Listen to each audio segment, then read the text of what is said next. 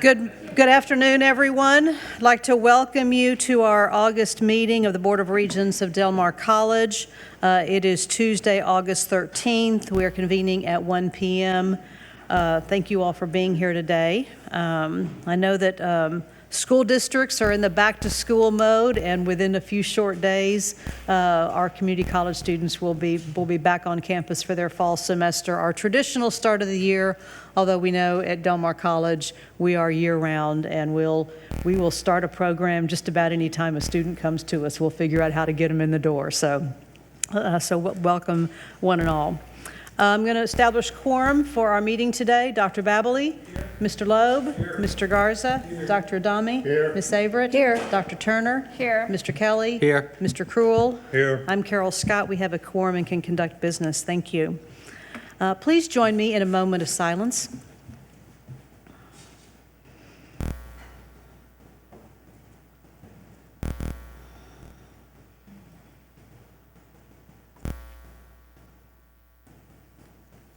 Thank you. Mr. Cruel, would you lead us in the Pledge of Allegiance, please? Please join me in the Pledge of Allegiance to our flag. I pledge allegiance to the flag of the United States of America and to the republic for which it stands, one nation, under God, indivisible, with liberty and justice for all. Thank you. Please join the board as we read our new Del Mar College vision statement. Del Mar College empowers our communities to achieve their dreams. Thank you. And our mission statement is not on the board, but we do have our mission statement now as a part of our agenda on a regular basis. Del Mar College provides educational pathways that transform lives, builds partnerships, and enriches communities. Madam Chair, if you'd like for them to both be recited in the future, we can do that. It is your all's pleasure. No, I just wanted to note that it's on both vision and mission statement are on our agendas, and they're new to us with a part of our recently adopted strategic plan. So just wanted to call our attention on a semi-regular basis. How's that? Del Mar College is streaming live audio and video from our Board of Regents meetings on the college's website in real time, with the exception of portions of the meeting considered as closed session by statute. We now have the opportunity for general public comment. If there's anyone here to provide comment on an item not on the agenda today, I don't see any. Thank you very much. Our first recognition is of Dr. Bryan Stone, Professor of History, and I'm going to ask Dr. John DeHalcom to bring Dr. Stone up and to recognize him. Madam Chair, Regents, Dr. Escamilla, I'm pleased to announce that Dr. Bryan Stone, Professor of History, has been chosen as the Association of Community College Trustees recipient of the 2024 Western Regional Faculty Award. This award will be presented during the annual ACCT Leadership Congress, which will take place in Seattle, Washington on October 23rd through the 26th. Additionally, as the regional award recipient, he will be the sole nominee from our region for the prestigious William H. Murdy Faculty Member Award that will be presented also at the gala. The committee evaluated nominations based on categories such as excellence in teaching, development of innovative programs, service on committees, leadership, and also development organization support for two-year institution associations. Dr. Stone has over 27 years of teaching experience. He received his BA degree in English from UT, a master's in English from the University of Virginia, PhD in American Studies and Civilization from the University of Texas at Austin. He began at Del Mar College in August 2004 as an assistant professor, was promoted to full professor in 2015. His excellence in teaching was recognized by his peers in 2019, in which they honored him with the Creighton Award of Teaching Excellence. In 2021, he was recognized also as Teacher of the Year by his students.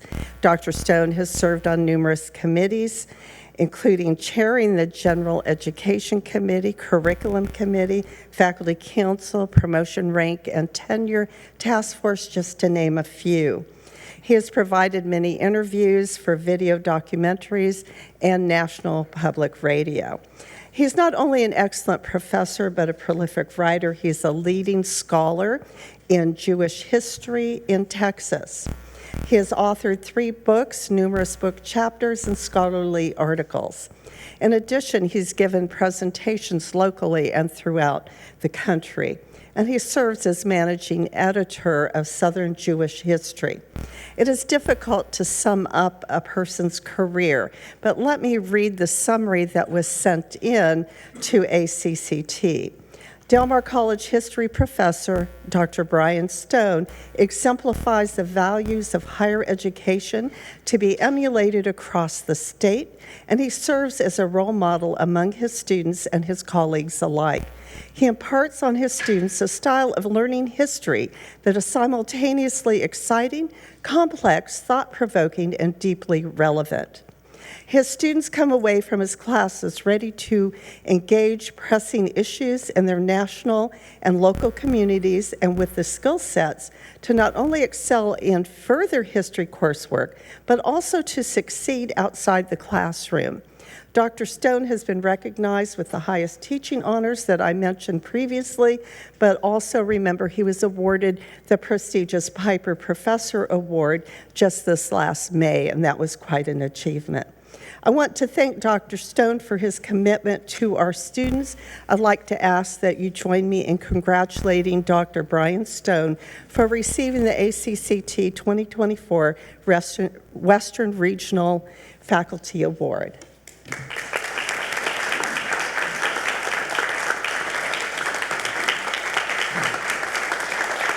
Thank you.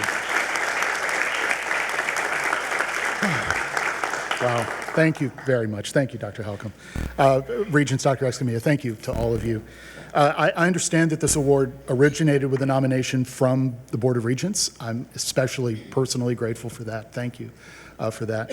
I know that we're all aware, not to belabor it, but there are other community colleges and universities around the state where faculty and administration have, maybe we could say, less than a cordial relationship. I have been eternally grateful to be at Del Mar College where we don't have that problem.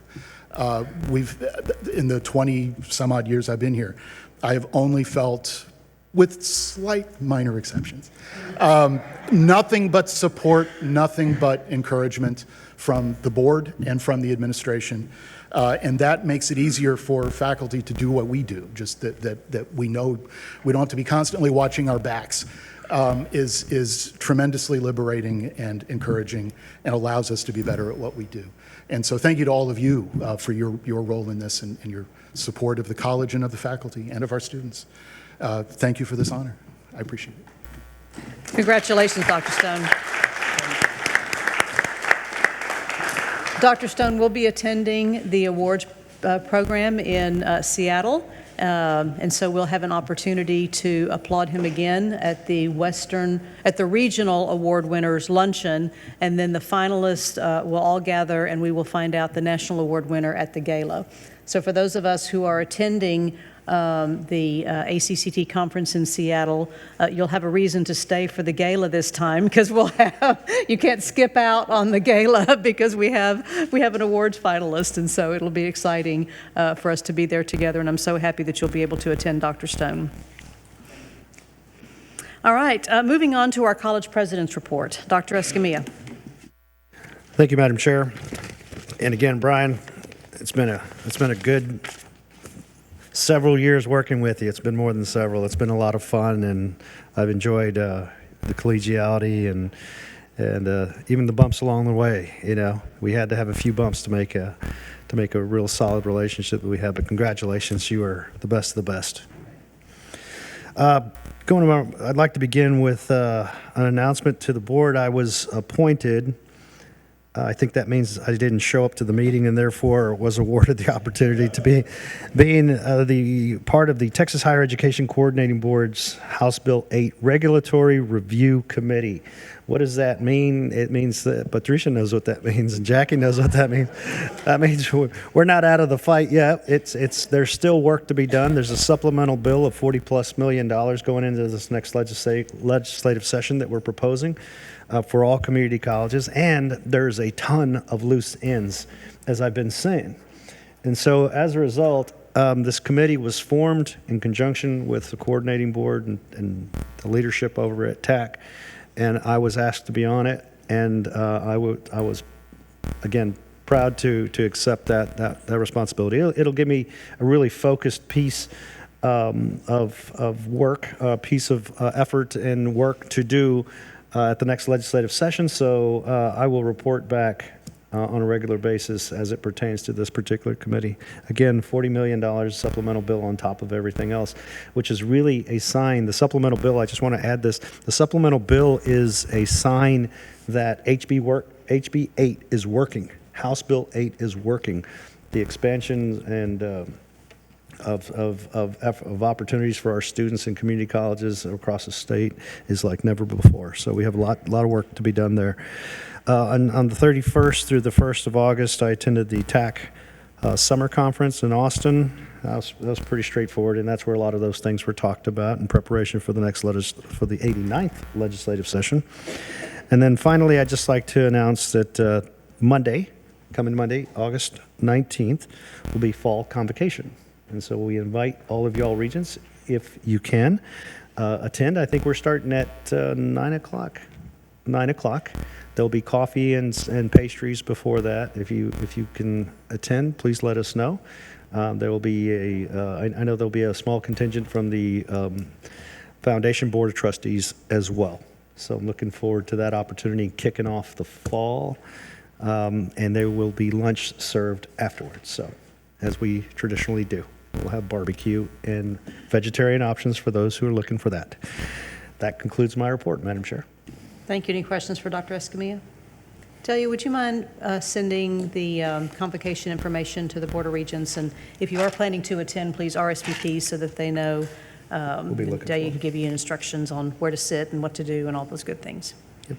Under Regents report, I wanted to report to the board that I attended the CAT, the Community College Association of Texas Trustees Leadership Seminar in Gainesville. North Central Texas College hosted, and then the day following we had our CAT board meeting and strategic planning retreat. There were some interesting pieces coming out of these CAT leadership seminars. So if you have the opportunity to participate in person or virtually, I encourage you to do so. We're spending a lot of time on the data-informed governance and looking at regional information, and then how does that regional information compare across the state. So if you have time to participate in those. We also heard from Dr. Linda Garcia with CESI, and CESI you'll see mentioned in our some of our work later on in the agenda today, and some of the work that the strategic planning group has been doing. But they do student-centric studies and research. Yes, it's the Community College Survey of Student Engagement. But the one thing that I really wanted to report on is, and I've already visited with Matthew a little bit about this, NCTC participates in the Red River Promise Program, and it's part of the National College Promise Program, and it is funded by local foundations.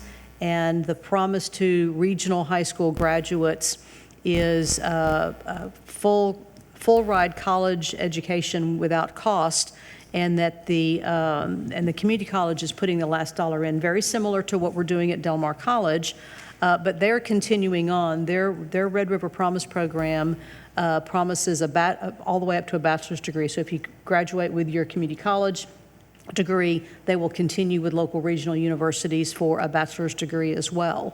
The other thing that I thought was interesting about their program is it is not a merit-based program.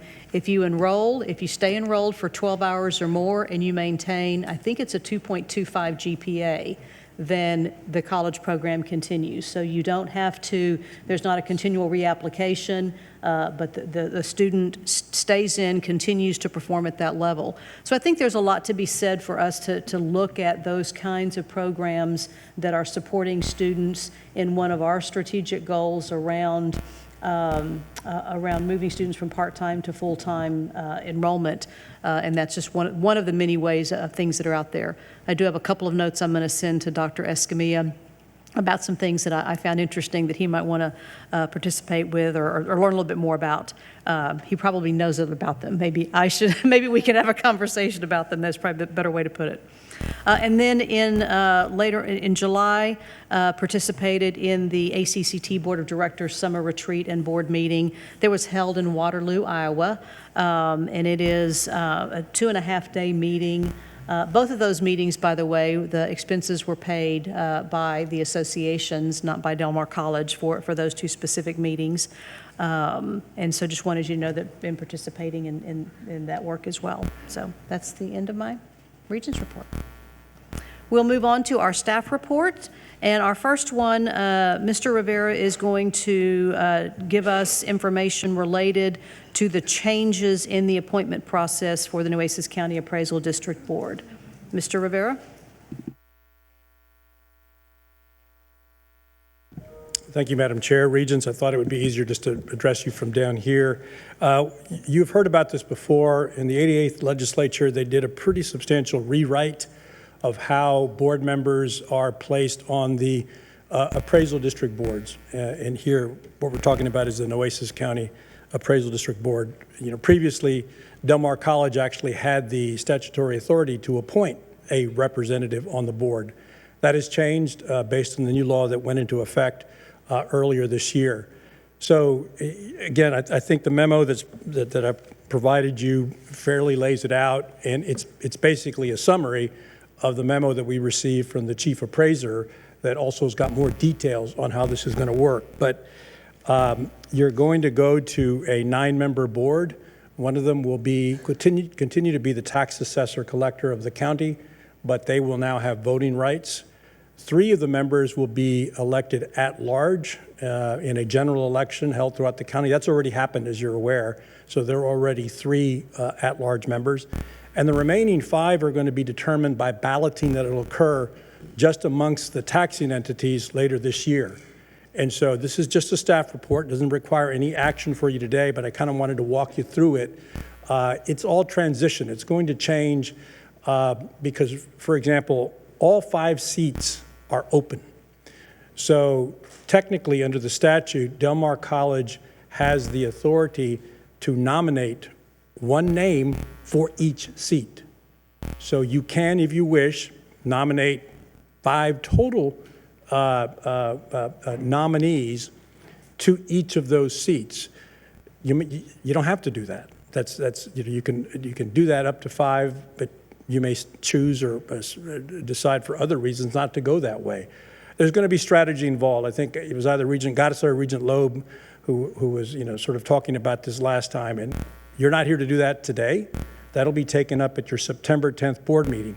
But in the meantime, what we are going to do as Del Mar College is we're going to issue a notification. We're going to publicize that you will be considering names for potential nominations at your next board meeting. And per your custom, I mean, Del Mar College, as you know, your appointment processes you have for other positions, you make the public aware, and then you solicit letters of interest and resumes. And so we're going to do the same thing here. We'll have an open period where people can select or can elect to submit a letter of interest and their resume for consideration by you as a potential nominee for one of these seats. In fact, I think we've already received 1 letter of interest. Regent Scott, you got it and forwarded it on to me. So it's not hard and fast. It's not like you're not appointing. You're just potentially nominating somebody who's got to stand for balloting.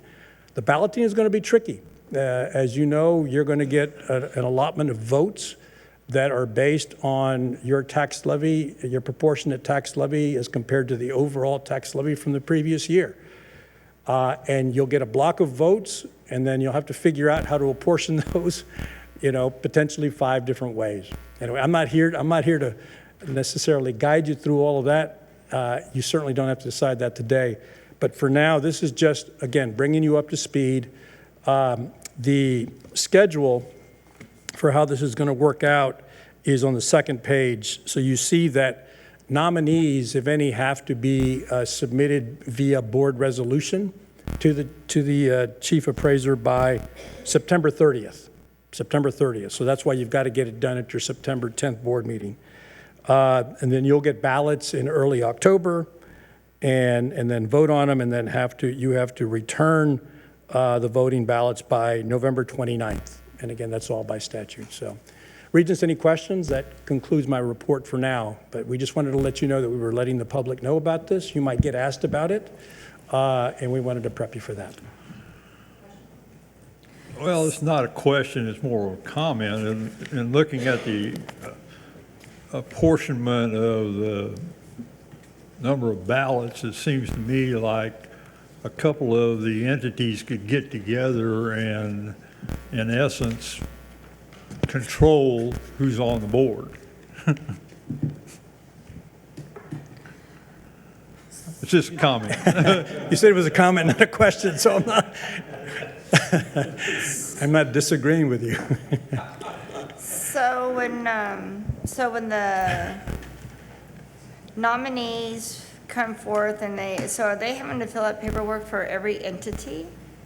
Or they're just going to provide their names to the appraisal district, and the appraisal district will tell each of the entities who the nominees are? Then are we going to nominate as a group, as a collective, or? So we can nominate, or we can choose not to nominate one individual for each of the 5 seats, Yes. or one individual for only 1 seat, whatever variation of that we want to do.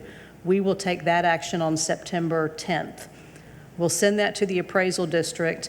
They will send back to us by October 7th a list of all nominees. Okay. And from amongst those nominees from all the taxing entities, we will vote our 595 shares, all for one person, or we could split those among multiple people. And that would be up for this board to decide. To be considered as a nominee by us, do they have to submit an application to us, or can we? We're asking them to submit a letter of interest. Okay. And maybe a resume, whatever supporting documents they want. And we have received one of those already from an individual. Okay. But if I But can do add. they have to, or can we come up with a name on our own, is I guess my question, when we start discussing it?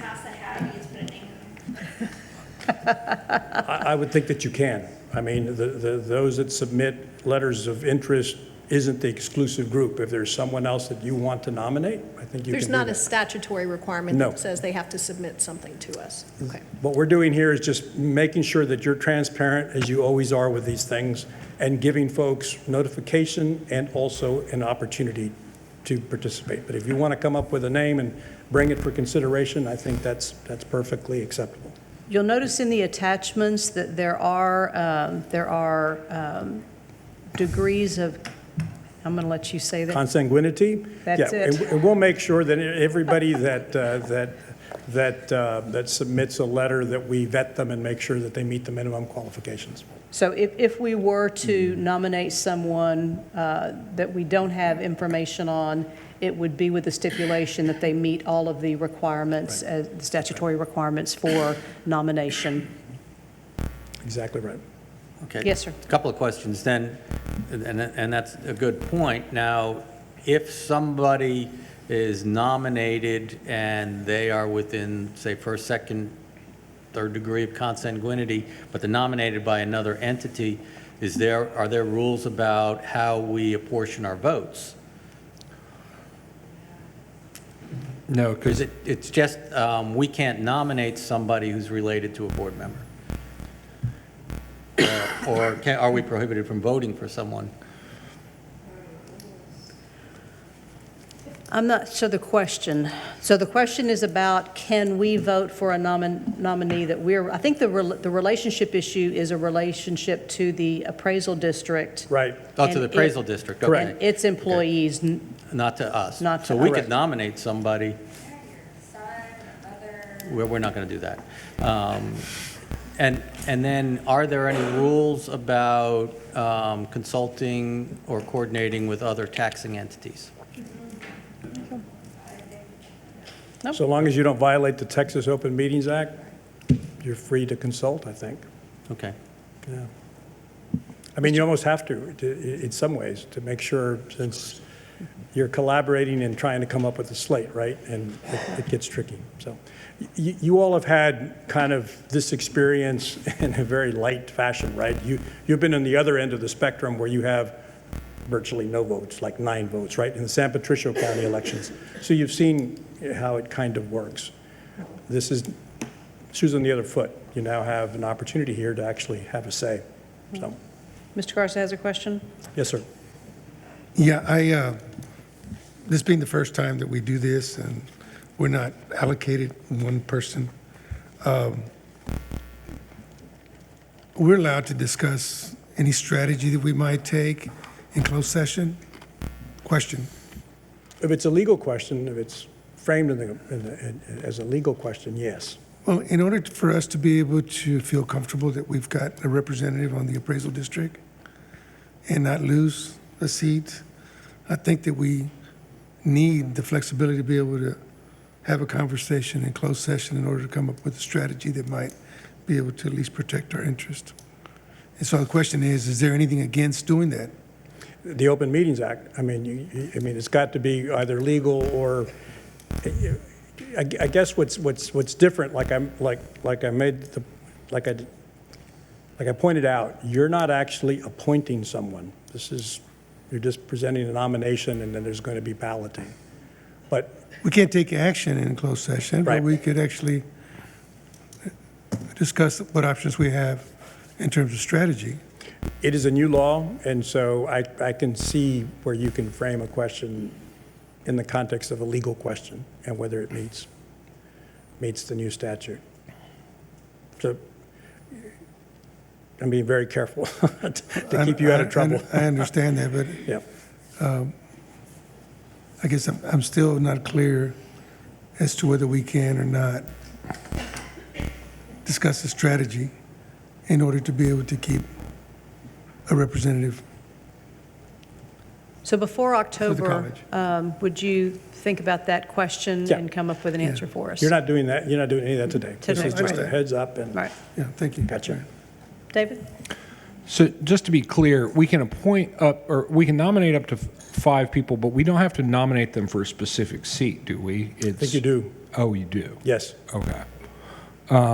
because you get one per seat, and so they've got to be Okay.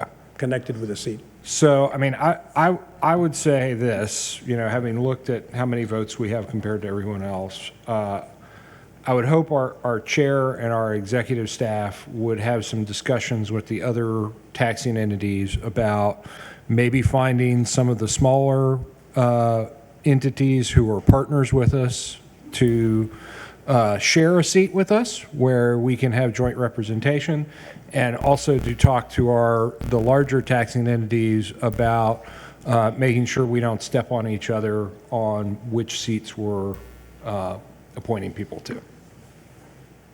And I think that's well within y'all's remits Yep. and responsibilities. Thanks. Thank you. Any other questions for Mr. Rivera?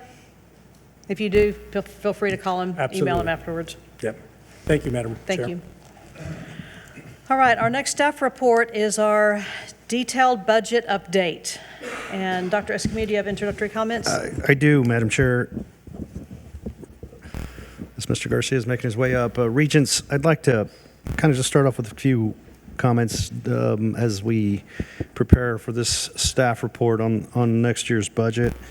Obviously, last year we came off a huge anomaly that we have seemingly overcome in recent weeks as it relates to two of our largest taxing entities or entities to be which we tax.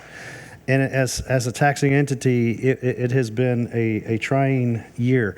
I'm happy to report that even from the last report in July at our budget meeting, at our budget workshop, that our numbers have improved.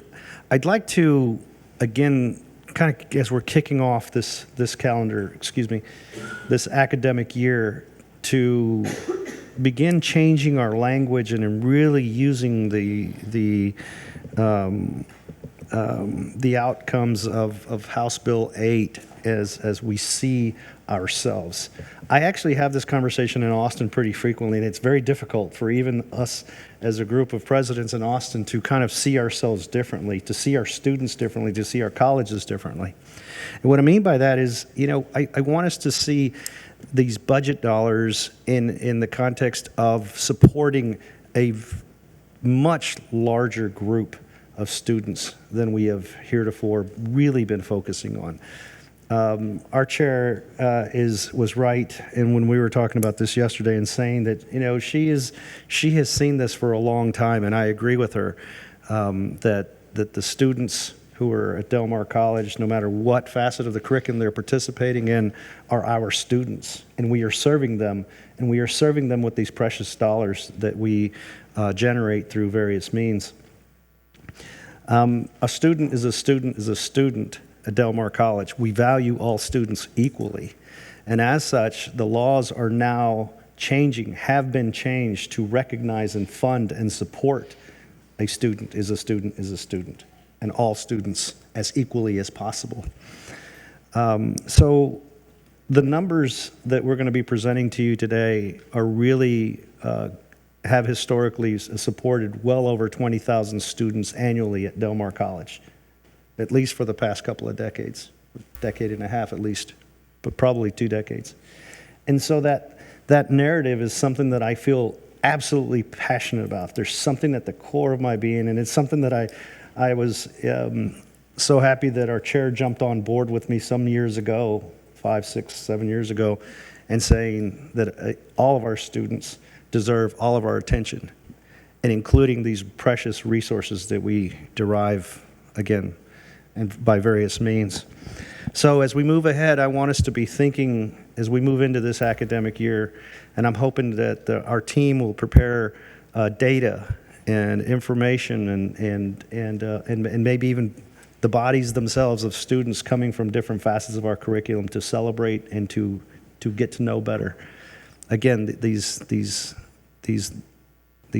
resources that we're bringing are serving many, many more students than we have historically been recognizing. And again, we're talking about easily this past calendar year of just significantly over 20,000 students. And so as such, I wanted to kick us off and hopefully, again, prepare a narrative as we go forth into the foreseeable future with that in mind. Mr. Garcia? Yes. So thank you, Mr. President. So good afternoon, Madam Chair, members of the Board of Regents. So today's proposed budget update is built on the backdrop of multiple factors. Beginning with the current year's budget plan, it's been driven by financial constraints caused in part by the lawsuits contesting property valuations filed by major petrol companies in our district. This resulted in part in reduced property tax revenue paired with reduced spending, such as instructional equipment, contract labor, consultants relating mainly to deferred maintenance, travel, and there was also no employee salary increase. So fast forward today, a settlement has been reached with these petrochemical companies, and now the college can propose a budget plan that transitions the college to some type of normal. So the college has prepared 2 budget proposals for your consideration, both of which will help the college transition its operations back to some type of normal. This includes a proposal for a salary increase. There's also a proposal to fund our planned activities that will help drive our HBI initiatives, And then based on the feedback from the board at our last budget update, there's a proposal that will help kickstart the funding for the college's first deferred maintenance plan. So before taking a deep dive into the budget, Ms. Landrum will go over some very important dates that are driven by state statute. I'm willing to repeat this if you guys didn't hear a word of that. I'm sorry about that. Oh, okay. So, Ms. Landrum, if you will. Thank you.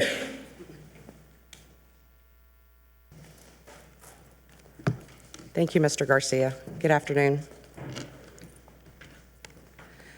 So for our budget calendar, we are entering those final steps of approving our fiscal year 2025 budget and tax rates.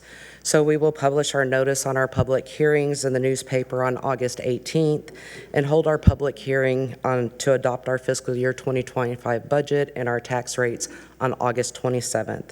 So the deadline to approve our budget is September 1st, and the deadline to approve our tax rate is September 30th. Are there any questions on that?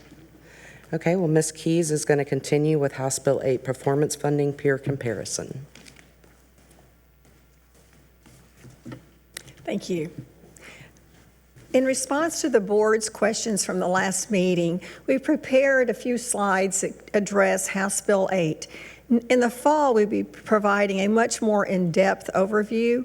We're in the process right now of finalizing a complete dashboard that is fully integrated, and a lot of that data will be coming forward. However, we did want to provide an overview right now that sets the stage, so to speak, for this upcoming budget, and where a lot of the money is attributed to embedded and identified issues related to House Bill 8. This, as you see here, we've marked out Blinn College. We see Blinn as pretty much of an outlier within the community college, a large group setting. For instance, they have over 18,000 students, and our large group generally lies between 8,000 to 12,000 students, and so they truly are an outlier. If you look at them and take them out of the picture, you'll see that Del Mar College was the highest total weighted outcomes of all of our large group colleges. So in points, we received the highest number of points. However, we received the third highest in funding. So what does that mean? That means that of the 17 criteria that we receive funding based upon, there are some areas where we're not receiving the highest dollars, but we may be outperforming ourselves in areas that pay less. For example, there are some areas that pay $3,700 per outcome, or some that pay $750 per outcome. So as you see this shift in this allotment of funds by the 17 criteria, this leads a great opportunity to address some of that and to make changes. Dr. Escamilla. And this goes back to some of my comments earlier about the numbers of identifying students in the past. Some of the discussions we've had in the past, as we've counted all students, valued all students equally and so forth, doesn't always pay literally from the state. However, the charge has been from this board and previous boards, configurations of this board, to serve our economy, serve our students despite not being fully supported by the state. So there's two things going on. One, the state's not paying us. Two, we're filling a local mission by these short-term certificates and getting people out in the workforce. Okay, there's still some loose ends to be tied, and we can't only follow the money. We have to follow the mission. We have to follow doing the right thing by our students and the economy. So this is a long-standing conversation. I would tie that part of the conversation to a future conversation, and this has to do with me being on the Regulatory Review Committee for HB 8 and tying up loose ends going forth with the bill and hopefully amending some of those areas where we're not being funded. I don't know what kind of influence we can have. I think there will be some influence outside of the supplemental bill efforts. But there's some opportunities there, is what I'm saying, to be rectified. I'll be working on that, and whoever else goes to Austin with me can join in on that. So here is this tale of the tail, as I was describing it yesterday to our chair, is really, it really says something. It really talks about how locally focused we are as it relates to providing for our students here. You can see where we are churning away and putting, in terms of output, really when it's pound for pound, we're on the top of the list. We just got to see what we can do to rectify the money situation from Austin to better support it. Thank you. This shows where Del Mar College's first or the highest in high-demand associate's degrees and high-demand institutional credentials leading to licensure. This is something that the college has worked on for years, is the industrial licensing and the statewide licensing that leads people to jobs. What we've been able to do is to tie our programs to the Texas Workforce Commission's in-demand targeted list. However, that list is not what is considered high demand necessarily by the state on which we're funded. It's also great to point out that we're second highest in the 15 semester credit hours outcomes for dual credit or dual enrollment. We're the second highest in high demand occupational skills awards. Skills awards, I'll point out, are smaller credentials, are smaller numbers, 15 to 18 credit hours normally. And then Occupational Skills Award, which is non-high demand, we're second highest. So we're doing quite well in those areas. But we have some opportunities too, where we're the third and second lowest in high demand certificates and associate's degrees that are not high demand. So there's opportunity there to improve in those areas.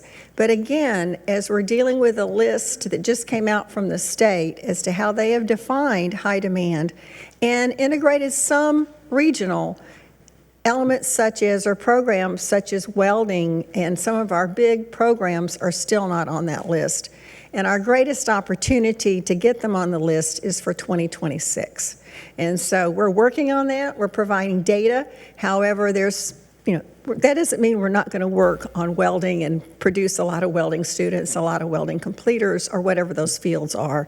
But there is an opportunity to work with the state and internally within our own programs to become more directed in the high demand fields. Dr. Escamilla, were you? Okay.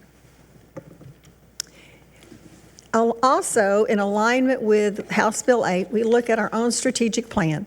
As y'all saw in the last presentations over the spring, how well the strategic plan has aligned itself with House Bill 8. And these, of course, are the big three areas and showing major buckets of money where we're focusing on our big goals throughout the college and how we're tying those to things that support, as you'll see in some examples that I'm going to provide in just a minute, on how it supports House Bill 8 funding, all the way as we take students, credit students, our traditional credit students, your continuing education students, all the way through dual credit and dual enrollment, and how we blend all those programs and those pathways. In addition to this, we're looking at how do we bring students into campus, how do we gain access to students, and students gain access to the college, maintain affordability, and provide funding in the areas that really support students' achievement. And I'm going to give you some examples of that. Here are some examples of House Bill 8. In the budget itself, we do have a line item for $250,000, and that was in the previous presentation too. And there's two broad areas where those funds are going to directly contribute to supporting our students in House Bill 8. One thing is within our dual enrollment programs, you'll see that the Open Educational Resource, or OER textbooks and support materials, is a big area now because textbooks sometimes cost more than the tuition and fees for a course. And your high schools and your ISDs really struggle with this, particularly where we have a variety of courses. So with the development of OER, we're looking to dedicate a stipend for faculty. Dr. Halcomb will be working with the faculty in her area to determine the criteria for this. However, we're going to make that resource available to support faculty who develop the OER materials from the beginning. Another thing has to do with our dual enrollment program, particularly where we have what we call embedded teachers or embedded instructors who work for ISDs. They're teachers in the ISD area. However, if they meet the Del Mar College SAC COC requirements to teach and can be credentialed by Del Mar College, and there is a need, and there is cooperation and it's agreed upon, then there could be up to $2,500 stipend for that teacher to do the additional work that it takes to teach that college level course. And so both of these are maintaining great support and within that dual enrollment program. Now, examples of where we've also embedded significant monies within the different program budgets, wanted to share with you some of these areas here.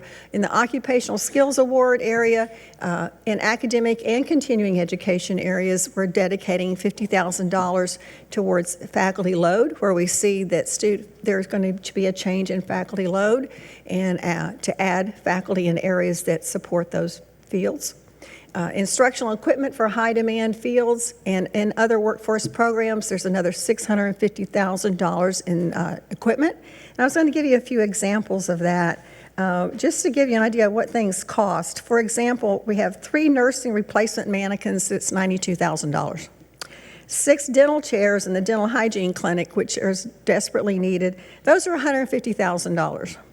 And for aviation maintenance, an additional $28,000. We do have a whole list of everything that's going into this $650,000. All those items are embedded, and they're embedded to programs that support House Bill 8.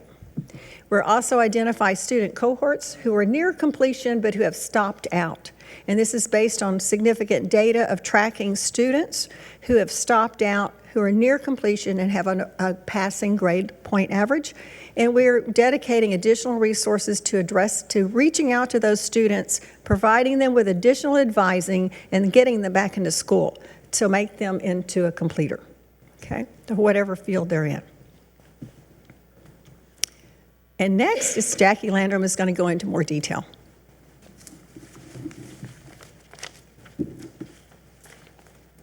Thank you, Ms. Keys.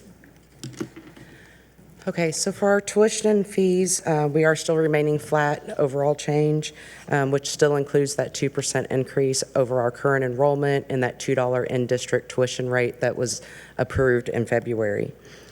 For 2024, we did anticipate a 4% enrollment increase. We only saw around a 2%, so by leaving our budget flat, we are including that 2% that we didn't actually receive this year. So for property tax revenue, after receiving our certified values, our net property valuations did decrease by 4.15%. Our new construction did increase up to $950 million. So with the current increase in the property tax revenues that we are proposing, our M&O tax rate will increase by 4.97% over the M&O no new revenue rate. That's still staying well below that 8% that we're allowed to go up to.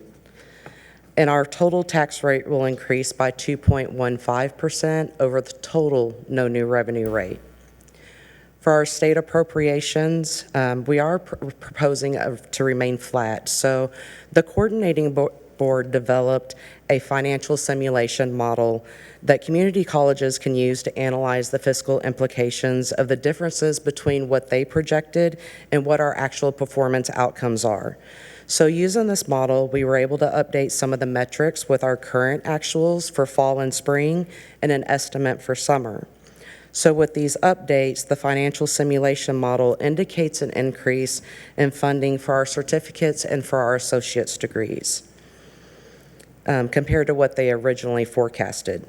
However, there are several metrics that we don't have the data for, so we're just going to remain flat for next year is what we're proposing right now.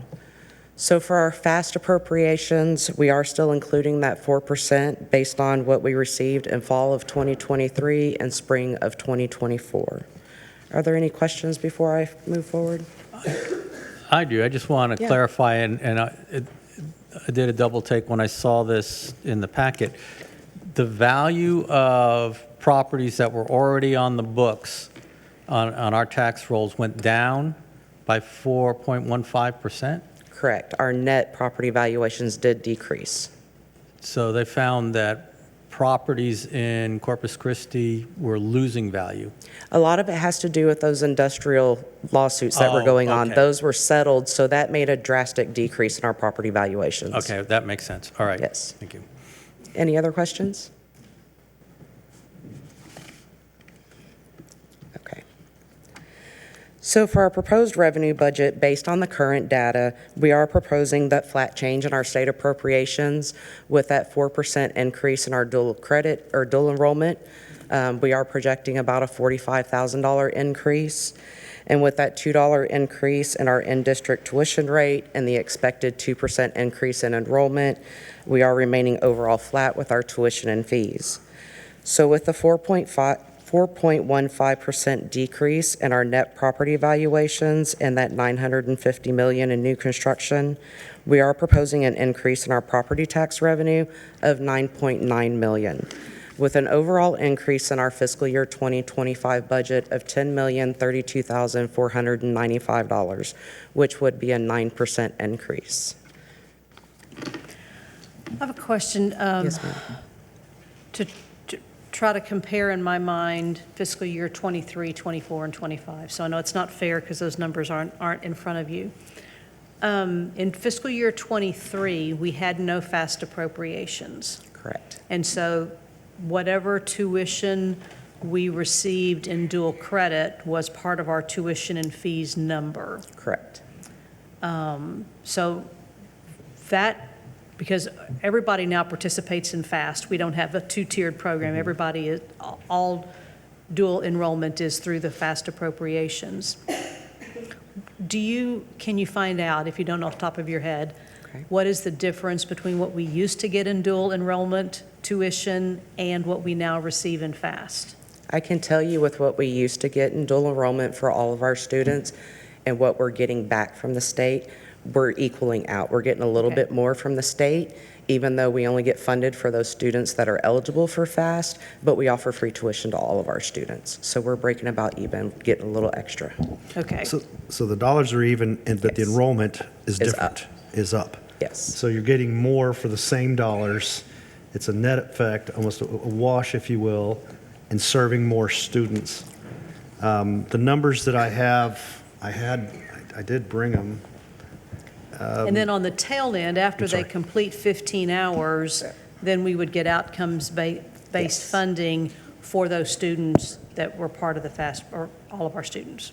Right, that's Okay. separate part of the Separate part performance of the- funding. Yes, Okay. ma'am. I was just curious as to how it looked over time, if we were increasing our numbers but not our revenue because of the confinements of the FAST program. And then once we start getting the other increments, benchmarks, if you will, from the formula, we can assess that in coming years. We're just kind of going through that first cycle right now, and so we'll be doing analysis on those kinds of things. We're talking about those very things as we not only tie up loose ends, but analyze what we have longitudinally. It's going to take a couple of years, but Yes. it's not going to take a couple of years to answer that question. So I'll get back with some We're keeping an specifics. eye on it. Thank you. Yes. Any other questions? Okay. So with the certified values of our property tax revenue, we are proposing that overall increase in our total tax rate. So with the rise in the valuations last year, our overall total tax rate decreased by almost 3 pennies. And now that we're seeing that decrease in our valuations, we are proposing an increase of almost 2.5 pennies. However, that total proposed tax rate remains well below that fiscal year 2023 tax rate prior to that large increase in the property valuations last year. This increase is slightly higher now compared to what we presented back in July. That was due to our estimate on our prior year levy.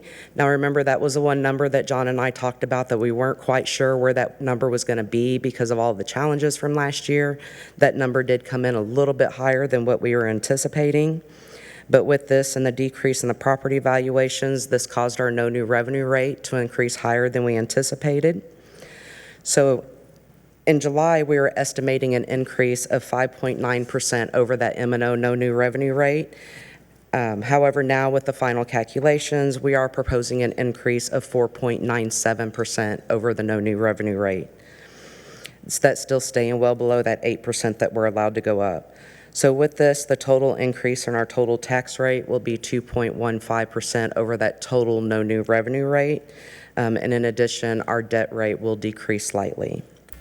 So based on an average taxable homestead value of $245,920, a homeowner could potentially pay about $644 to the college.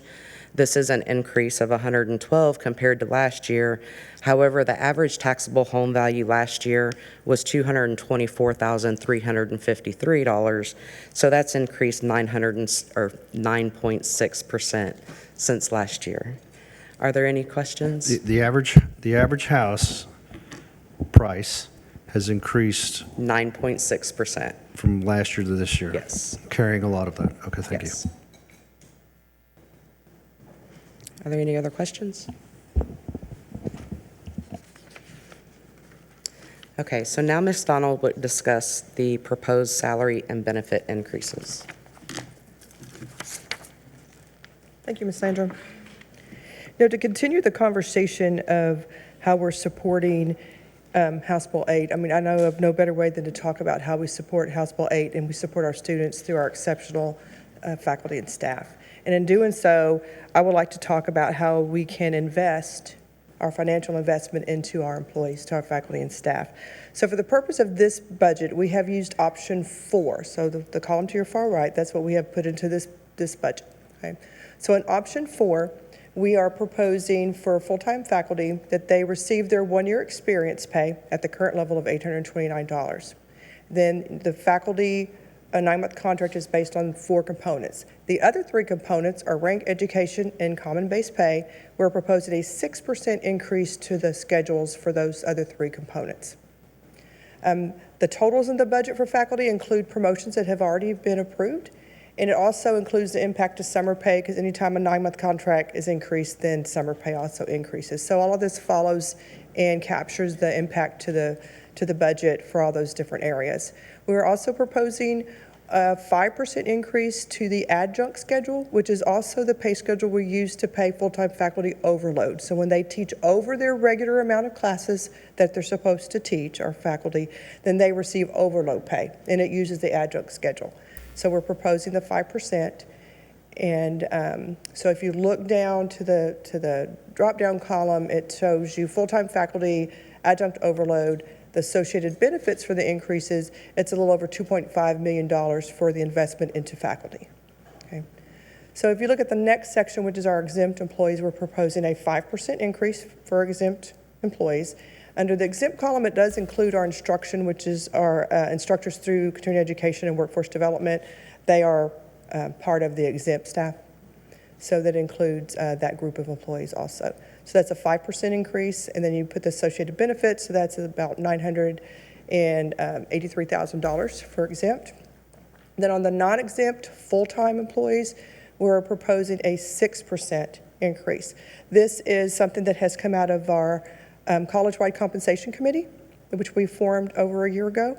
And so after we meet on a regular basis, it was the consensus to provide something a little extra to our non-exempt employees. We want to make sure that our committee knows that we are listening and that we do take their recommendations in consideration. So we have changed that to a 6% for full-time non-exempt.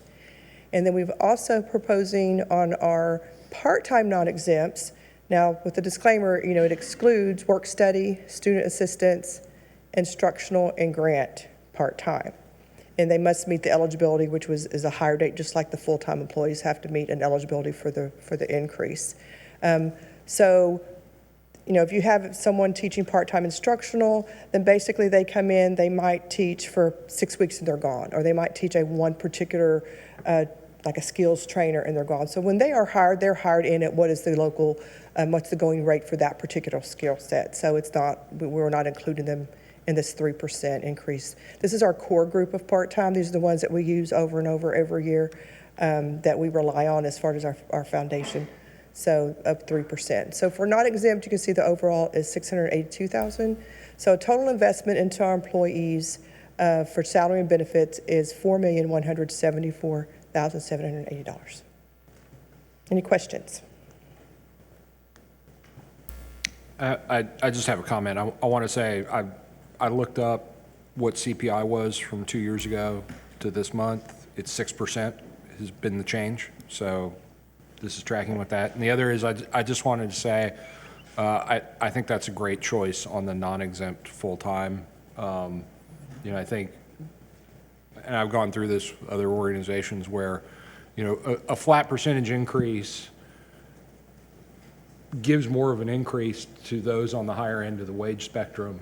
And so it's important to look at how much have costs really gone up for people on the lower end of the wage spectrum and take that into account when you're setting it. And so I'm really glad you all came to that conclusion independently, because that class of employee, I imagine, tends to be on the lower end of the wage spectrum. So thank you.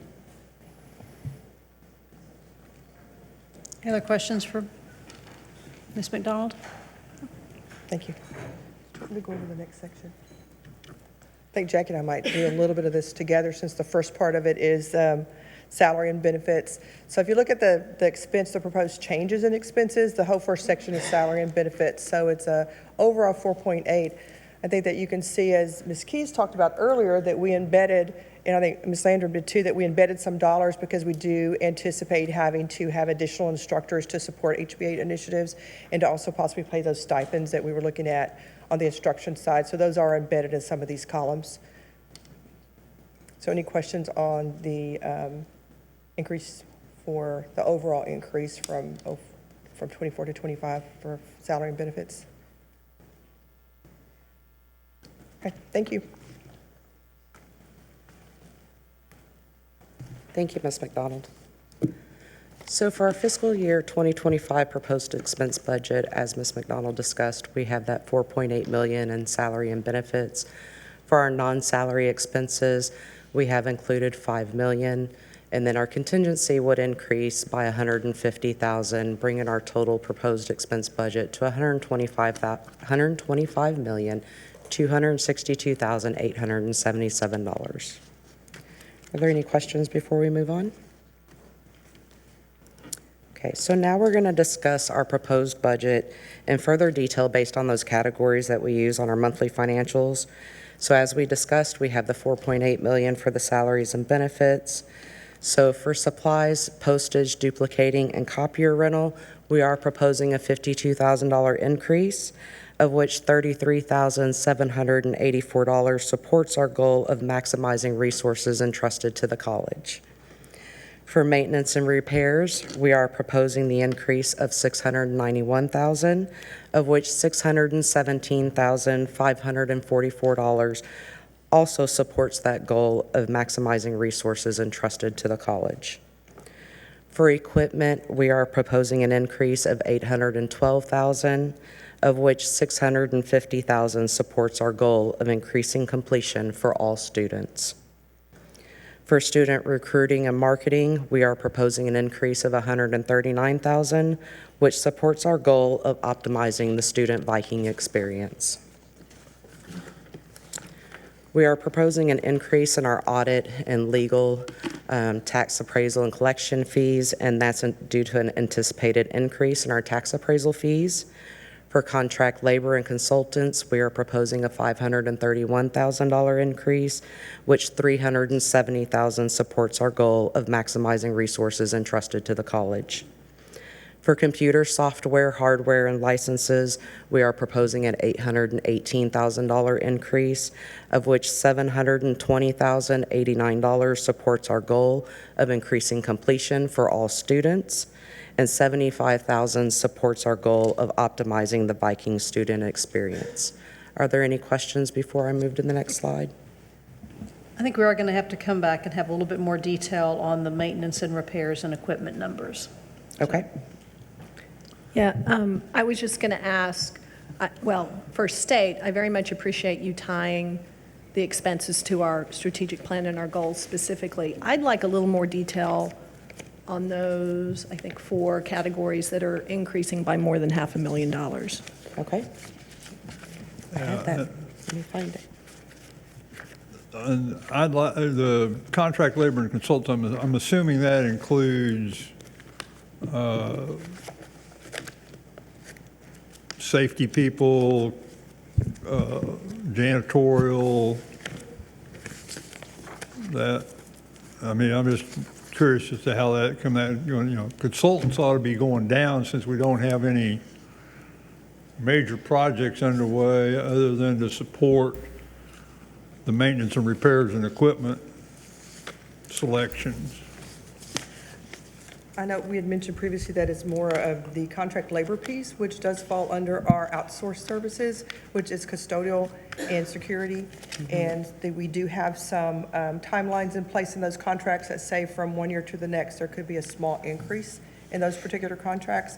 But also we have added capacity, you know, we have added spaces that have to be maintained, clean. Right. And also some additional buildings that have to be, that we have security provided for too. So the bulk of that is contract labor, not necessarily consultants. Correct. Yes. Correct. And those numbers from construction have subsided significantly. Those don't exist anymore. Well, I would imagine there's going to be, you know, as we get into the deferred maintenance program, may need to have a need for some consultants in that area, but it might be on, Depending on how it shapes up, but yeah, as we maybe a move ahead, yes, more of sir. a minor situation. Yeah, part of that expense line also includes consultants for like plumbing, electricians, and that kind of Yeah. cost as well. Okay. The largest amount for consultants is in IT, in that All right. all of the work that is done by colleague, which is our Elution, which is our IS system, which was our student system, which we will be implementing a major upgrade this year, and that is qualified as consultants. And so the work that they do comes under the term consultants. And so a lot of that money is in contract labor and consultants, and then also in computer software, hardware, license, and servers. So those 2 upgrades are embedded there. And that's approximately $800,000 a year per contract, just in that one contract. Well, and I'm assuming the maintenance and repairs is going to start whittling away at that list of deferred maintenance issues that we saw several months ago. It all depends, right? I mean, if we have if there's a $200 million need, and I'm only budgeting $1 million, it's going to take us 200 years out. I don't think it was, Right. I don't think the number was that large, but it was, I can't remember what the number was, but it was fairly significant. And Yeah. the longer you let some of those things go, Yes. the more expensive it gets. Right, because of that inflationary. Well, not factor only as that, well. but The worsening of It the gets problems and so the forth. problems get worse and the things deteriorate even more. Yes. And Yes. so we are focusing on and putting more effort towards that deferred maintenance and looking towards that to see if we can tackle some of the more urgent issues and taking bigger bites at the apple, if you will, to resolve those so that those problems. John and I just met on this the other day. We were talking about that. Lenore and I have met on this. And again, we all understand that our deferred maintenance problems and / opportunities are bigger than we can tackle on an annualized basis. But that being said, we have to be positioned with as well as we can from a monetary standpoint to put out some of those problems that are getting worse by the day. You want some details on those, and I don't know where John went. He bailed. He's Let's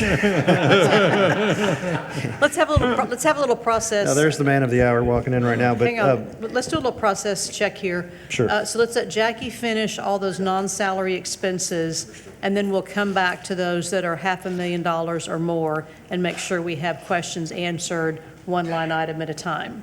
Okay. So let's let her finish the non-salary expense list, and then we'll come back with questions. Okay. So we've included that $175,000 for our elections, since this next year is an election year. We've also included $62,000 for our security services. Our Our property insurance policy renewal, that came in a little bit lower than we anticipated, so we have removed $269,000 and reallocated that to other areas. And then right now, we're allocating $1.4 million for our deferred maintenance, and then we have the $250,000 for the House Bill 8 initiatives that Ms. Keys went over earlier, bringing our total non-salary to $5,041,382, with an additional $150,000 for our contingency. That would bring our proposed expense budget to that $125 million with a 9% increase. So let's go back to and combine maintenance and repairs and the deferred maintenance line items and have a little bit more discussion about those two budget line items and what we're seeing in those big increases. Doesn't have to be down to the penny, but give us some big ideas of where those dollars are being expended.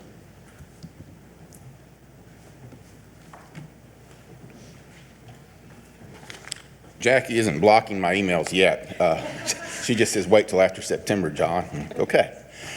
So we have just a long list. Yesterday I sent her a list of $150,000 worth of items that are all emergency repairs. And that's, again, what we talked about last time. It's more reactive than proactive.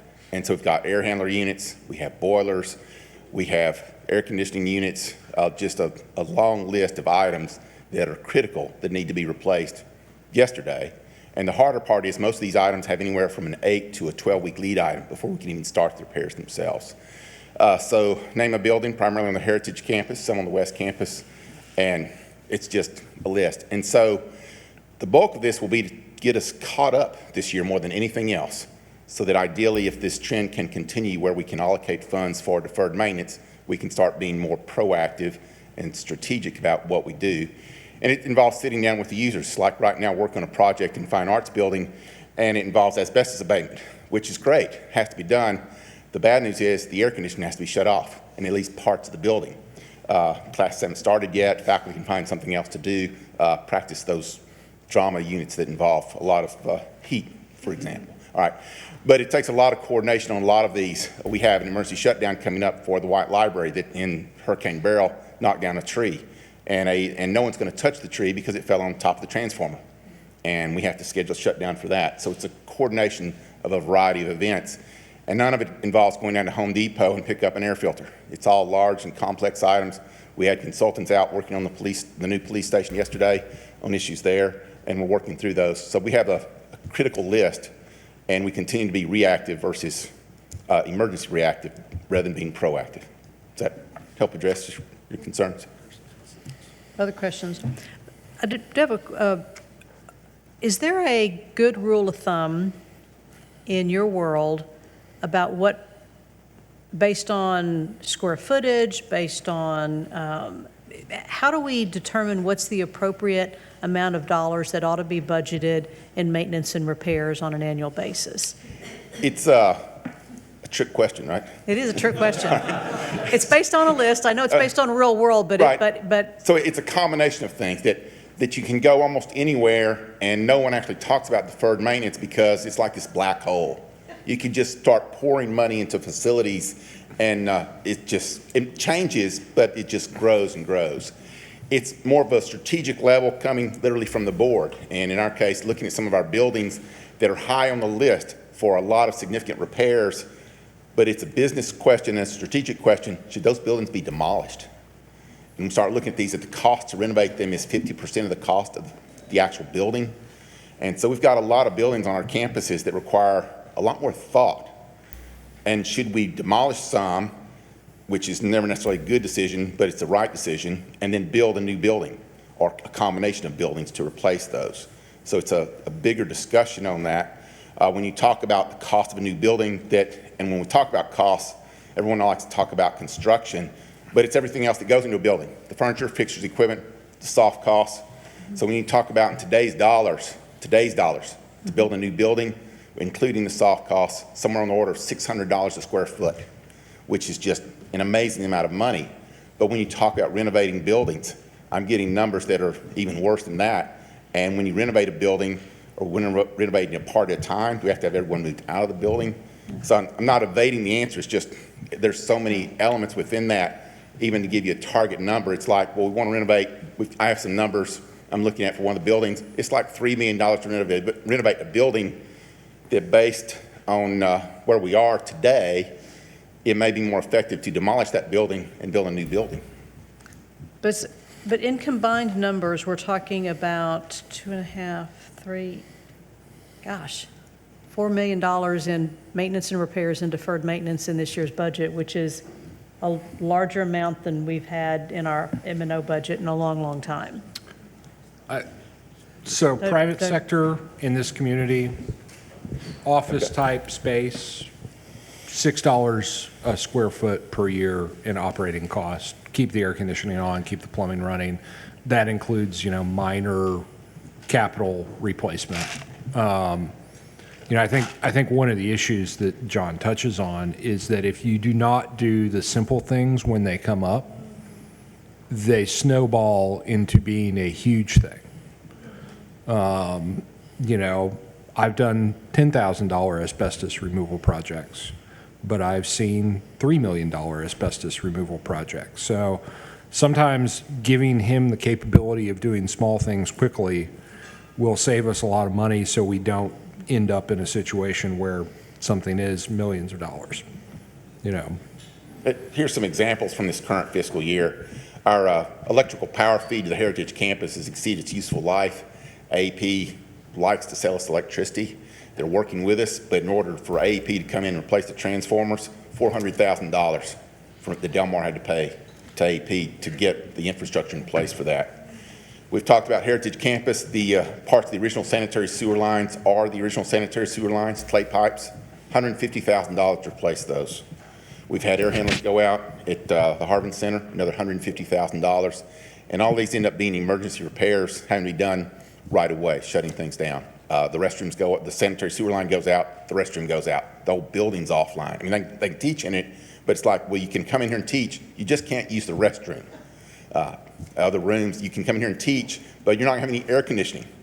So then what do we do? I don't disagree with any of it.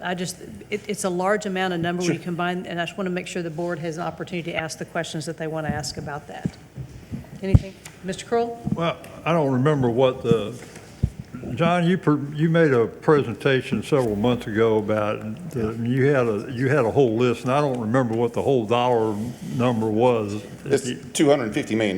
Yeah, well, see, we're just taking a little bite at it. Yeah, $4 million out of $250 small million. bite at it. And that's where these numbers have come from. Yeah. They've come from the board's feedback in the last 6 months especially, but probably the last academic year, about the deferred maintenance and talking about those and bringing those to the forefront. And that's where that $250 million number came from. And so when John is coming to us and saying, hey, team, this building's not going to make it. This building's not going to make it.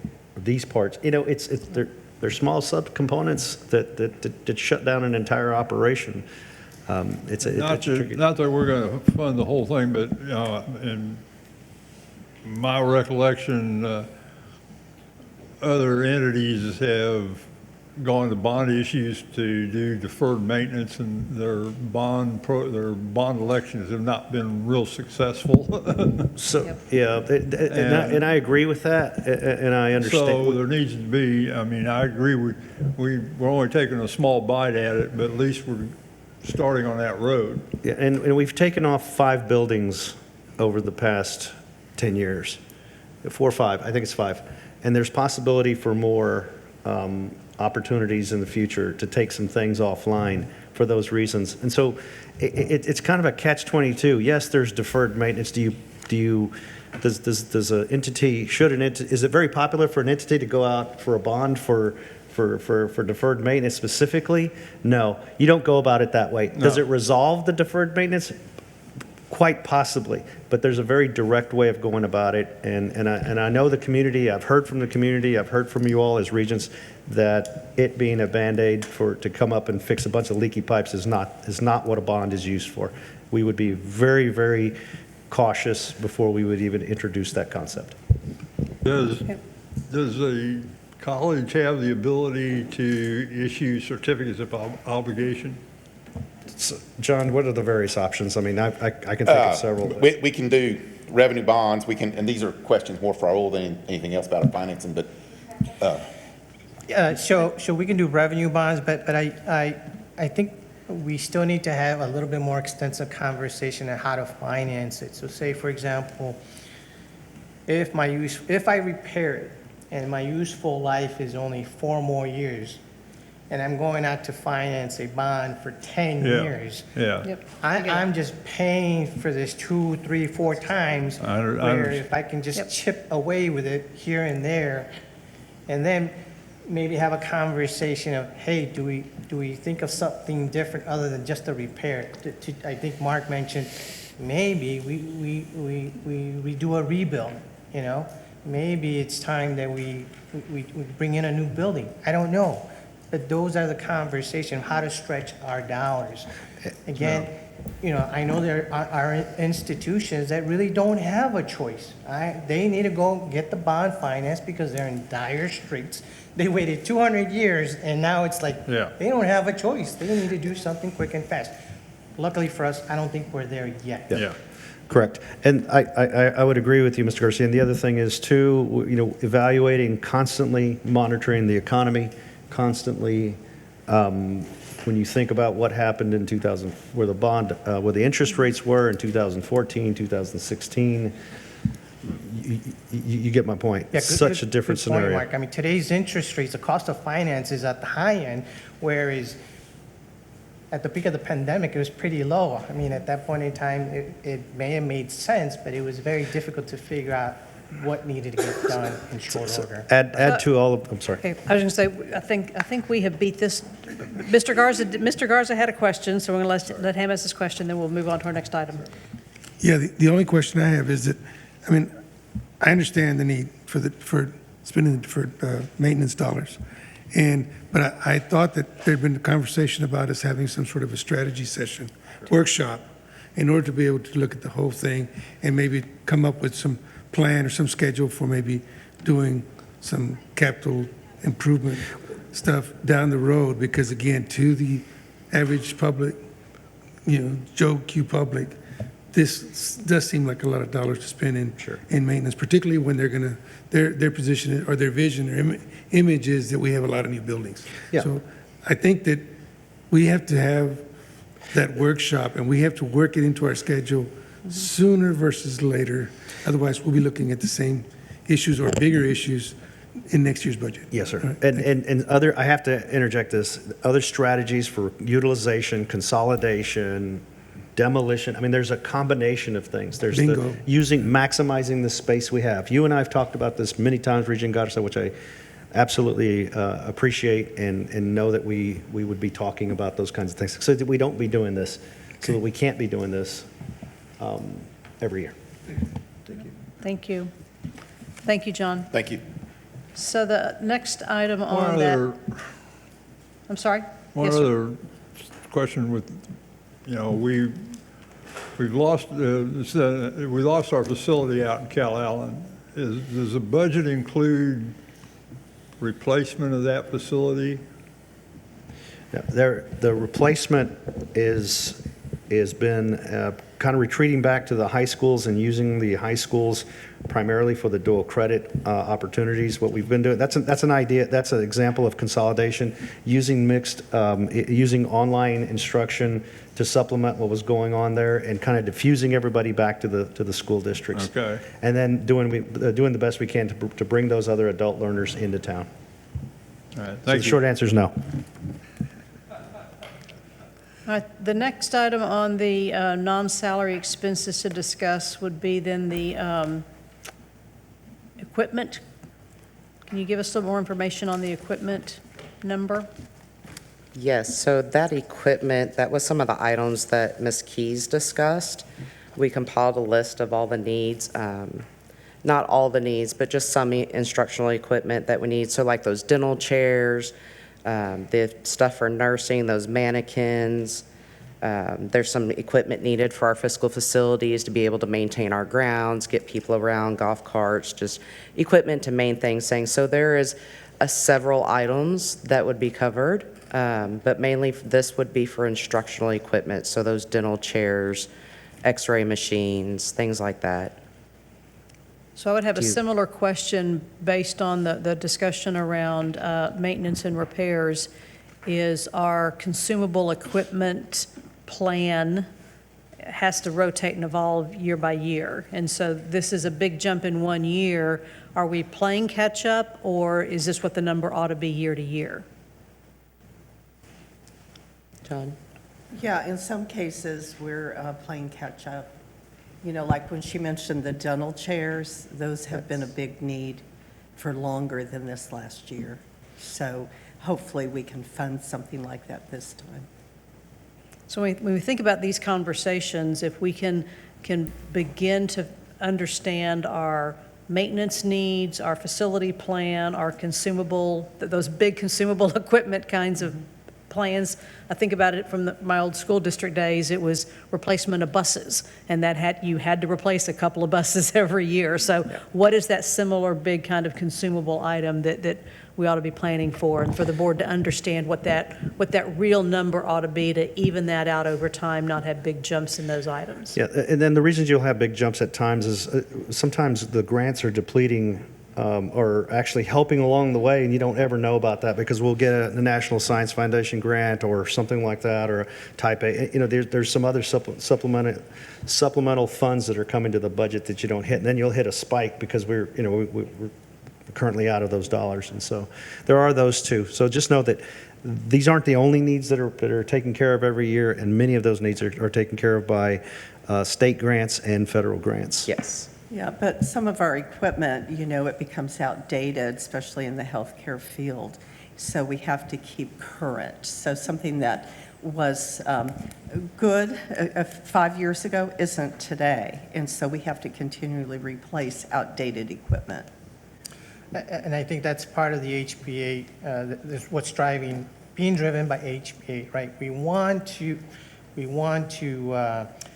support our workforce here in the region. And so if they're teaching the latest technologies in dental, and we have equipment, and I'm going to throw this as an analogy, you know, like the Three Stooges and the knob and the string and pulling out the teeth, that old technology, it's really not supporting, our programs are not supporting our regional workforce needs. And so that's going to have to be a common, regular conversation. And I think we do a very good job in working with our regional workforce and saying, hey, what are your needs? And, you know, is our academic programming aligned with your needs? But it's not only programming, but it's also the equipment to support or make that transition or that leap from academic to the workforce for our students. Doorknobs have never been used to pull teeth at Del Mar College. Thank you for that, Dr. Escamilla. Mr. Loeb? I just wanted to suggest, I think if you all are compiling a list of all these needs, it would be helpful for us to see it on a every so often basis, just so if we run into an opportunity for alternative procurement of, you know, somebody wants to make a donation, whatever, we know what we need so we can talk about it with some level of authority and know who to send them to talk about it further. Any other questions on the equipment line item? Next line item would be contract labor and consultants. Do we feel like we got the answer to that? Yes? Anybody other questions on contract labor and consultants? And then computer, software, hardware, licensure, and service. Are there any other questions on that line item? All right. Are there any other questions on the non-salary expenses for Jackie or for the team? Thank you. I'll let you continue. Okay.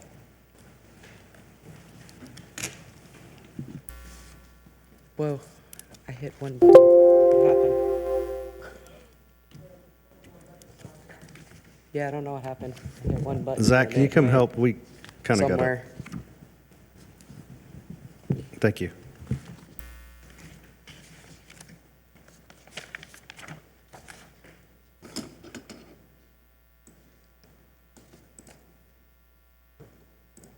Thank you. I don't know which slide you were on, but It's all right. As long as it doesn't go through 100 of them. Okay, so last slide. So we have a scenario B If we decreased our proposed fiscal year 2025 budget by $1 million, our total tax rate would decrease from the 0.261740 to the 0.258827. If we decrease, then that percentage over the total no new revenue rate, that would decrease to 1.02% versus the 2.15% that we are presenting. If we did reduce the budget by $1 million, we would need to reduce deferred maintenance by $985,000 and the contingency by $15,000, bringing our revised proposed budget down to $124,262,877, which would be an 8%. So this plays into our discussion when we get to the action items later on. There's going to be options on calling on the budget hearing, public notice, as well as the tax rate public notice. Are we going to go with scenario A or scenario B? And so everything they've presented thus far is based on scenario A with the salary options and everything that we discussed in option 4. Correct. So that's kind of the full meal deal. And if there's anybody who wants to have any more discussion about scenario B or consider that, then now would be the time for general discussion, but we will have an action item on this later on in the agenda. Well, I would not be in favor of scenario B if the only option for reductions is reducing the deferred maintenance amount. I think it's very important that we start nibbling away at that, because I've seen in the past where that deferred maintenance list may be $250 million this year. It'll grow to, even though you whittle away at it, things just keep getting added to it. Any other comments on the scenario, the two scenarios presented? Any other general questions before we wrap up this staff report on our budget? Thank you. Thank you. Anything else, sir? No, ma'am. All right. We'll move on to our pending items list. We have several of our quarterly investment and financial reports and things in our packet for this month. We'll do some policy review in September, and then October we'll hear more about the coordinating board strategic plan and get internal audit report, Clery Act, et cetera. You see the pending list through the rest of the year. Moving on to our consent agenda items. We have 5 items under consent agenda, which includes approval of minutes for a couple of meetings and the acceptance of our quarterly investment reports, the acceptance of investments for June and July, quarterly financial reports, and acceptance of financials for June. Are there any of those items that need to be pulled for separate consideration? Seeing none, is there a motion to adopt the consent agenda? Dr. Babley makes a motion. Mr. Cruel seconds that to adopt the consent agenda as presented. Any public comment on the consent agenda items?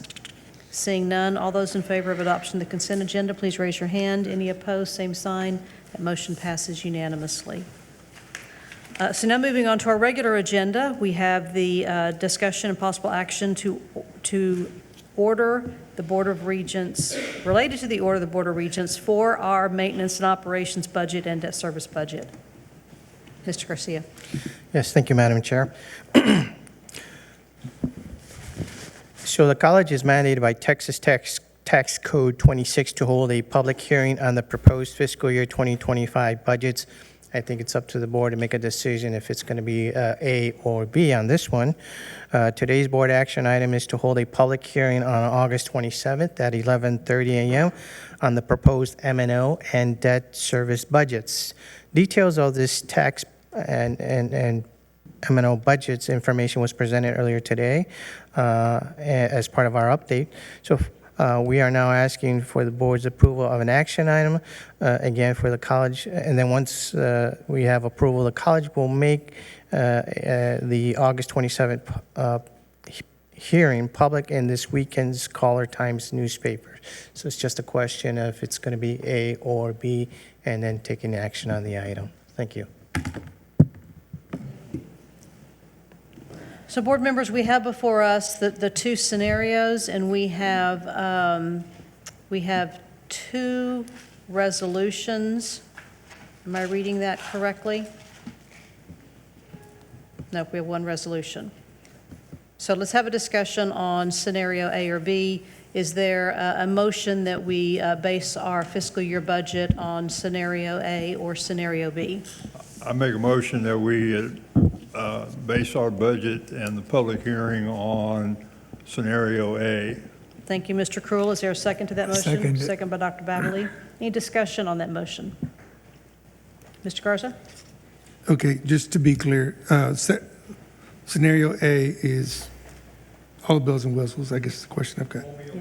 Okay. Yes. And I'm in agreement with Carl related to a Regent Cruel, related to not wanting to reduce the total dollars. If we considered scenario B, not wanting to reduce the dollars in the deferred maintenance that's critical in us being successful in maximizing the amount of dollars that we're going to get later from FAST or in improving our outcomes going forward. I saw where we had options related in the compensation portion, where you had option 4, option 3, option 2, and option 1. Now, those were all options. Are there any of those options that might be considered being reduced from 4 that might be able to get us closer to the scenario B? Question. Well, I think given the fact that we didn't provide our staff with any increase last year except for the one-time payment, I think it's time to kind of play catch-up with our salaries. So the question in the argument I make is just, do we have to make it all up in 1 year if the deferred portion, if, again, I'm just playing the devil's advocate. I'm not suggesting that I'm not going to vote for scenario A. I'm just playing the devil's advocate because we are going to have to answer to some folks, particularly those who will be running for reelection and might be questioned further, is just, do we have to absolutely catch it all up in 1 year? That's the only question that I've got. Well, because again, I'd like to minimize the amount of. I think the other thing in looking at the tax rate is actually lower than it was 2 years ago. You know, last year was basically an anomaly because of the problems with the two refineries. So we've actually, you know, if you take that year out, we've actually lowered the tax rate by a little bit and still be able to provide. The other side of that is, though, that if you look at the property owner, the amount that he's paying this year versus previous 3 or 4 years is still higher. And I'm not a little bit higher. I mean, it's higher because of the portion that the industrial district is not paying on their side. Part of that too is due to the increase in the average house price over the last few years, based on what the appraisal district is saying. I don't know. Am I the only person that has some concerns along those lines? I'm sorry. No, you're not. And it is higher. It's going to be more than $100 higher for the average. And they're not looking at, oh, my house went up $30,000, because they're not selling their house. And so what they're going to see is $100 more from Delmar. And so they're going to probably associate, to the extent they're paying attention, their higher taxes to we gave big raises.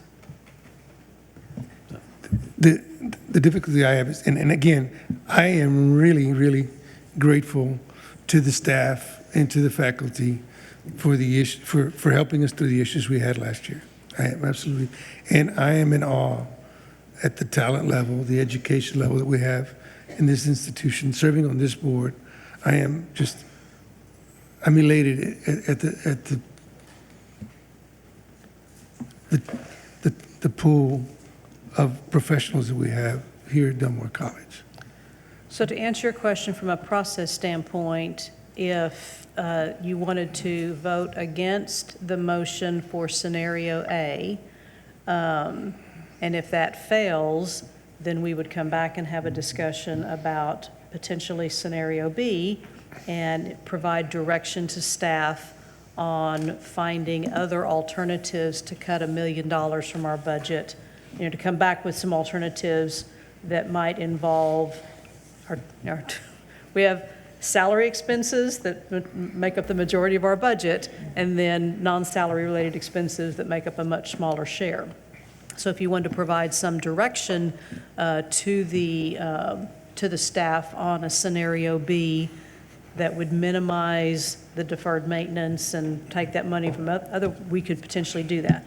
From a process standpoint, because we have a motion on the floor, that would be the process to make a change at this point, is to vote against scenario A and then come back for some discussion on a scenario B. Before we do that, could we look again at the salary scenarios? Sure. Can we bring those salary Yeah, scenarios let's bring back up? those. So that while we're doing that, I believe in the scenario we're talking about is a 4% salary is what we're talking about.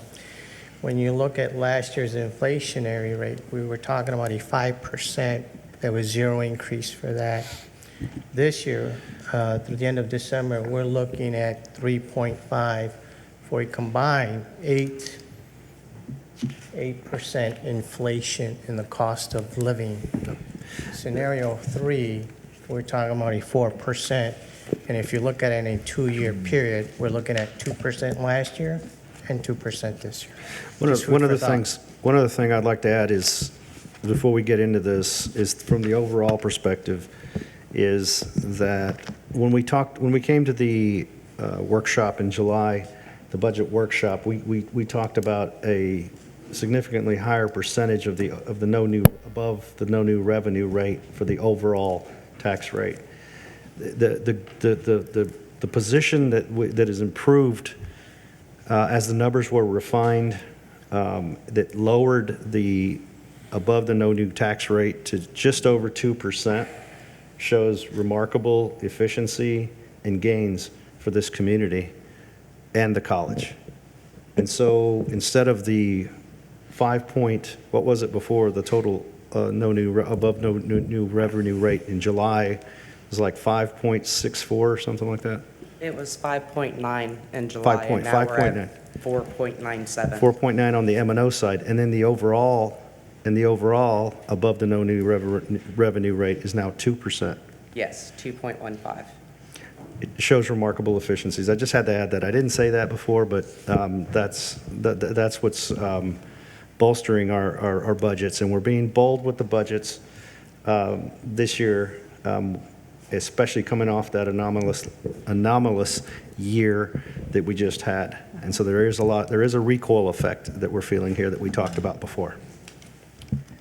So to add to the conversation, I know some of you have mentioned, last year for 23, we were not able to give an increase, and it was overall for that year 6.5% CPI. The prior year. Can you pull the microphone up a little bit? Oh, I'm sorry. Thanks. The prior year, well, currently right now it's trending around 3.4. Like I said, last year was 6.5. The year before, CPI was 7%, and we gave a 4%. So just to give you a little bit of history, it's not just to give you some history of where we've been the last several years on the CPIs. And that really wouldn't be from option 3 to 4. You really wouldn't gain that million, because there are some things which we had talked about during the presentation earlier, that there are some extra dollars embedded in some of those, I'm going to say the bigger buckets, for additional instruction to support House Bill 8. So there's probably about $500,000. So this might get you $500,000, because if we leave those in the larger budget, we still have to leave those HB8 initiatives for extra instructional dollars that are in a different part, because this is just to raise an increase for current employees. Those additional dollars, because we need more instruction, are in the line items that were on the slide after this. So you won't really see $1 million because we still have that extra $500,000 in all these other HB8 supporting initiatives in the other buckets of salaries. David, do you have a question? I had a comment. I think I understand in some ways the feeling. I think if the staff can work on some ideas before our hearing, our final hearing, I think that would be great. My comment is a lot of this is just catching up to where we should have been last year. My thought on deferred maintenance, I think everyone shares, which is you can either pay for it now or you can pay 10 times as much 5 years from now. The one idea, and I thought about pulling the consent item on our budget. The staff has done incredibly well on, if you read our year-to-date budgets, on not spending money on things like supplies and stuff like that they could have spent more of the budget on. And so I think at some point in the conversation, I was at the city when the street discussion happened, where I think the city's at $120 million on street spending this year. When my first year there, it was at 10.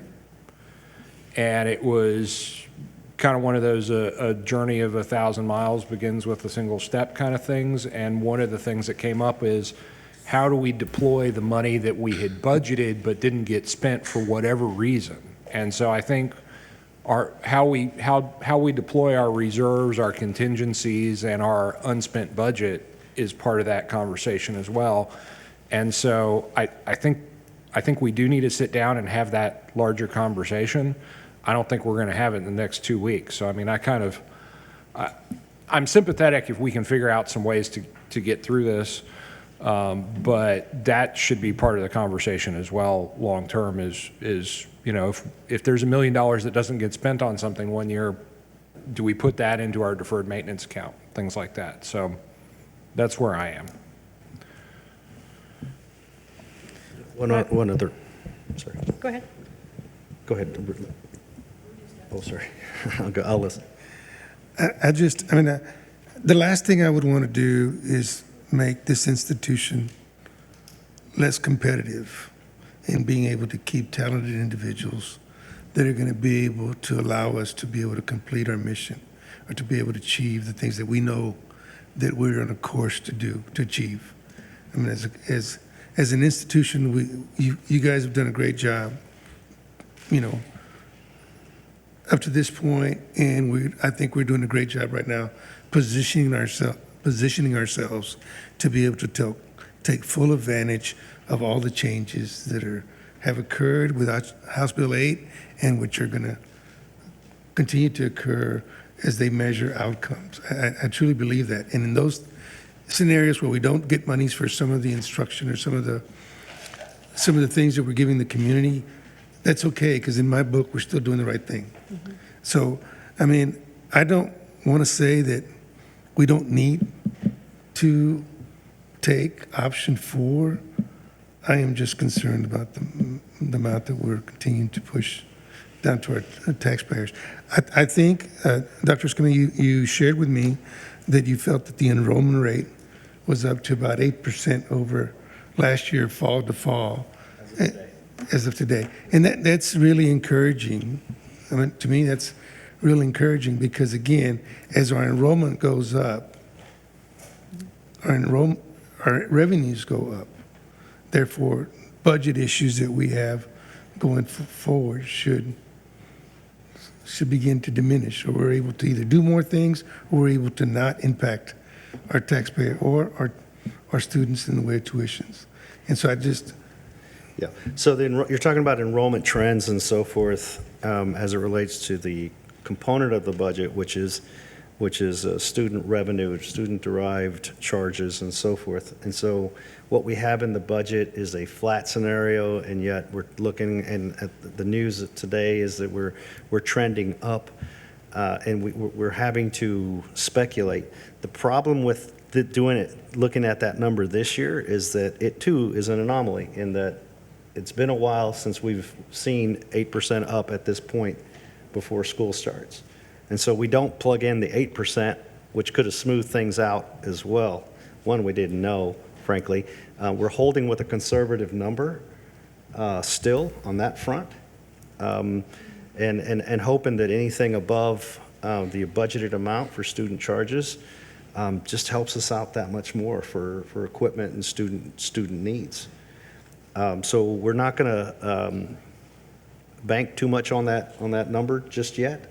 We have to, that the timing is not good for us, that the timing is such that we set the budget and then the numbers are what they are once we certify ultimately for enrollment.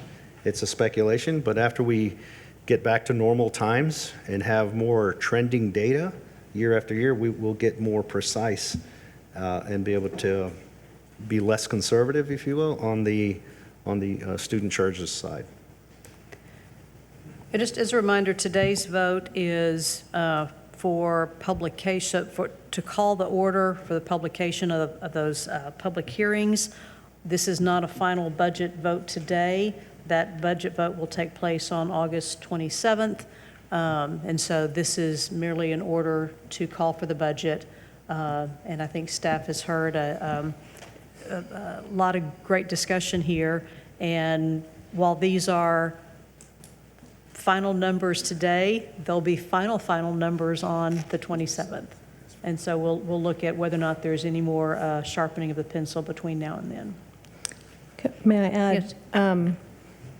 Thank you for the conversation, and Regent Garza, thank you for bringing it up. I am going to vote in favor of the motion, and at the same time, I fully respect and understand some of the concerns about it, as we're all trying to weigh what's best for our students, the college faculty and staff, but also the taxpayers. And unfortunately, sometimes all of those things don't align perfectly. But given some of the actions we had to take last year and concerns about deferred maintenance as well, I am going to vote in favor of this motion as it stands today. Thank you, Regent Avert. Any other comments, Mr. So on the 27th, should we anticipate additional alternatives from staff to save that $1 million and maybe reduce the tax increase? I'm hearing that the $1 million that appears to be saved between options 4 and 3 is not actually true, that for some reason it's only $500,000. I'd certainly like to see more detail on how that happens. Embedded costs, I hear we're not saving $1 million, we're saving $500,000. So are we going to see other alternatives to save that $1 million other than wiping out the deferred maintenance budget?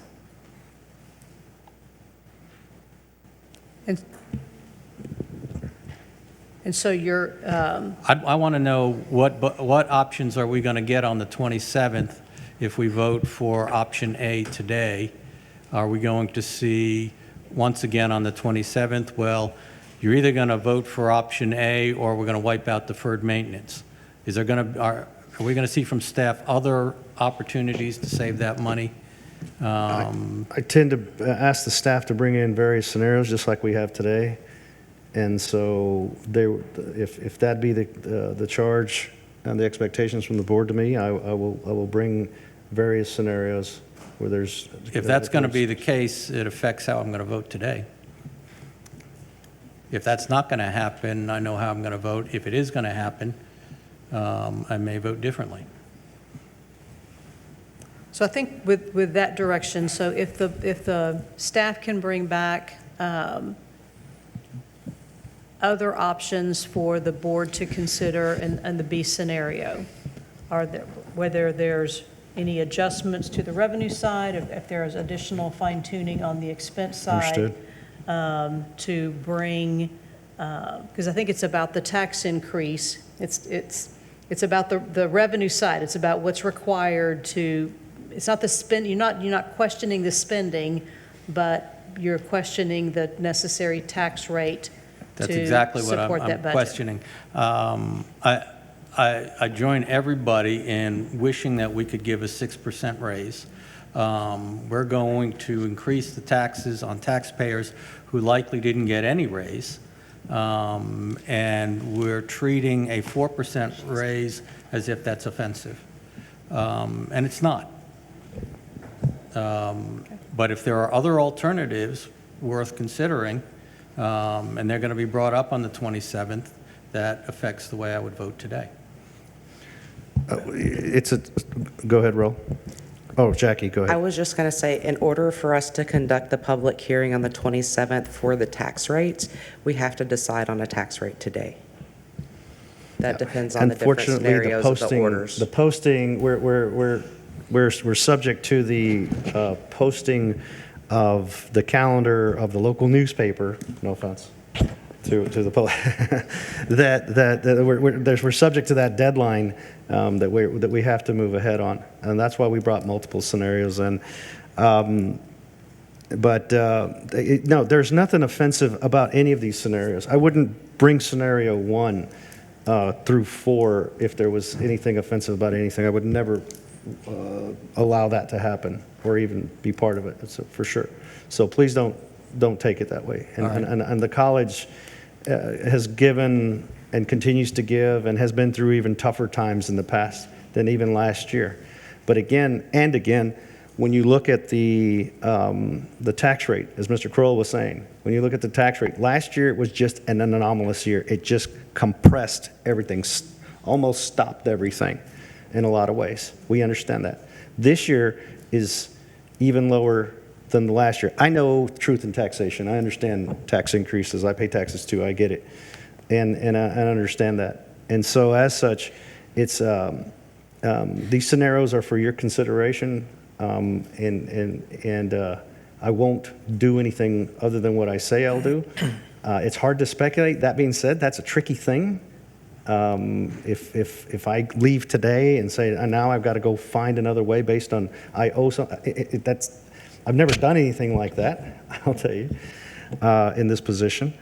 But if scenario B, the scenario B is something that I put out there. I approved it with every intent to bring it out here as a sincere, respectful opportunity and option for our employees.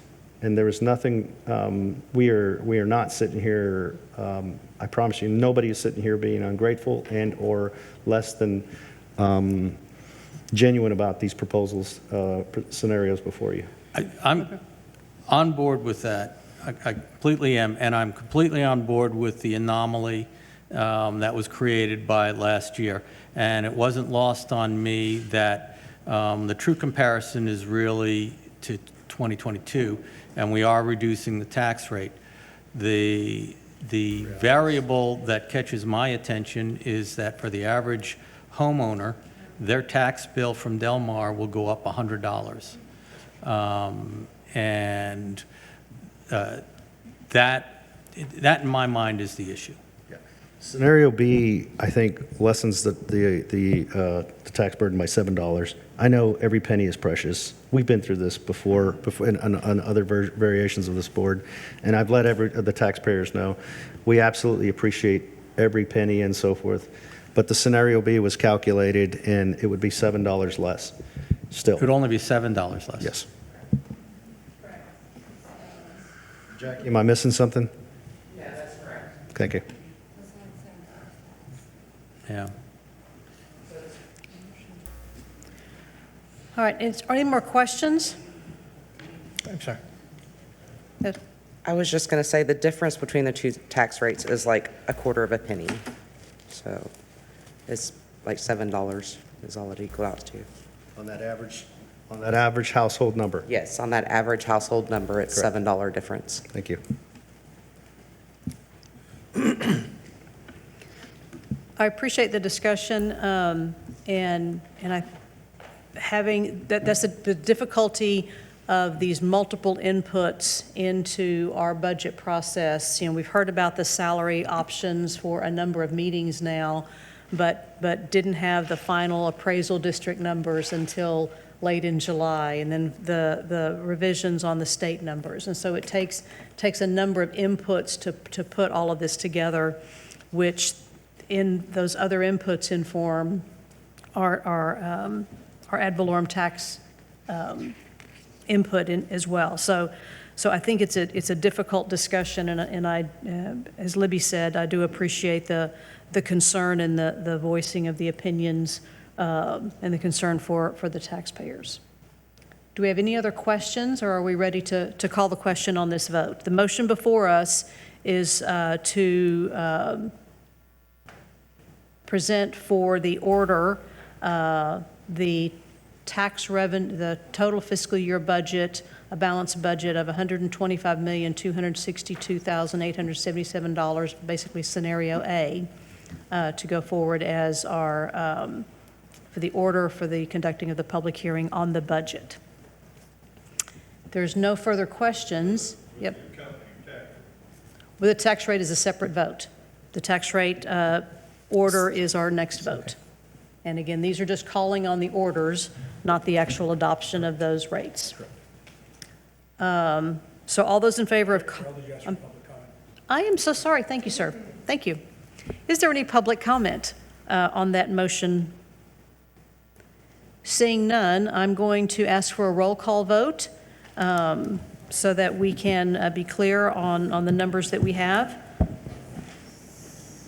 Dr. Adame? Yes. Yes. Dr. Baboli?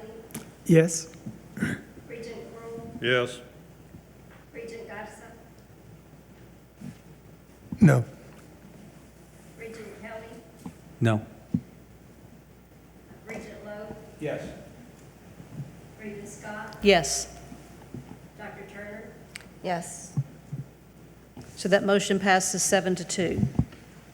Our next agenda item is related to the order to conduct the public hearing on the tax rate. And so based on scenario A, you have on page 110 of your packet, scenario A is a maintenance and operations tax rate of 0.204382 per $100 of valuation. The debt service tax rate, 0.057358 per $100 of valuation, for a combined tax rate of 0.261740 per $100 of valuation. Is there a motion to adopt the order to conduct a public hearing on those 24, 25 tax rates for Del Mar College based on scenario A? So moved. Dr. Babbley makes the motion. Mr. Kroll seconds that motion. Is there a discussion from the board on that motion? Seeing none, is there any public comment on that motion? Seeing none, all those in favor, raise your hand. Any opposed, same sign. Mr. Kelly and Mr. Garza oppose that motion, so the motion passes 7-2. Thank you very much. Thank you all for that great discussion. Really appreciate it. We're going to move on to the adoption of our investment policy and investment strategy for the coming year. This item and the next one on our broker dealer list are combined items, and so Mr. Garcia is going to bring up our consultant, Linda Patterson. Hello, Ms. Patterson. It's great to see you in person. Yes, thank you. Mr. Garcia, do you want to introduce it, or? Yes. Give me a second. So in accordance with the board's investment policy adoption, also the Texas Public Funds Investment Act and the Public Funds Collateral Act, the college is required to have a written investment policy that describes our investment strategies, investment objectives for preservation and safety of principal, liquidity, diversification, and investment yields. The college is also required to review and update its investment policy on an annual basis. Today, we have our wonderful Ms. Linda Patterson to describe the results of her body of work and recommendations, followed by a proposed action item for board's consideration. Thank you. And it is good to be back. Linda, how are you? I'm fine. And the market has been very good to you this year. So although I hear you already saying the interest rates are going down, which they are, but not fast and furious. Okay. The first item here is the adoption of your investment policy. Of course, as the final and total fiduciary responsibility for the entity goes to the governing body. Statutorily, you are required to review and adopt the investment policy and the investment strategy for your various funds, which is embedded in your investment policy. So you are required to do that once a year, and that is the action item in front of you. You have no changes recommended for the policy this year. It is a very conservative policy, but it gives you the flexibility to use what's available and very, very safe under the Public Funds Investment Act. It gives you a maturity length of 5 years, which allows you to invest and extend those investments when it's possible and when it's needed. But you also have a very strong control with a weighted average maturity of 1 year, which makes sure it guarantees that you always have the liquidity that you need as the staff adjusts to what's happening in the flow of funds. So we recommend adoption of the policy and its strategies with no changes for this year. Thank you, Ms. Patterson.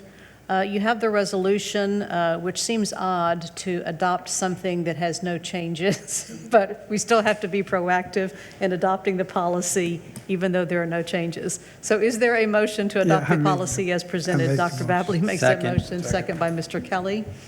Are there any other questions for Mr. Garcia or Ms. Patterson? Seeing none, is there any public comment on this item? Seeing none, all those in favor of adoption of the investment policy as presented, please raise your hand. Any opposed, same sign. That motion passes unanimously. And the next item, Mr. Garcia? Yes. So in accordance with board's investment policy and the Texas Public Funds Investment Act and the Public Funds Collateral Act, the college is required to review, revise, and adopt a list of qualified brokers that are authorized to engage in investment activity for the college on an annual basis.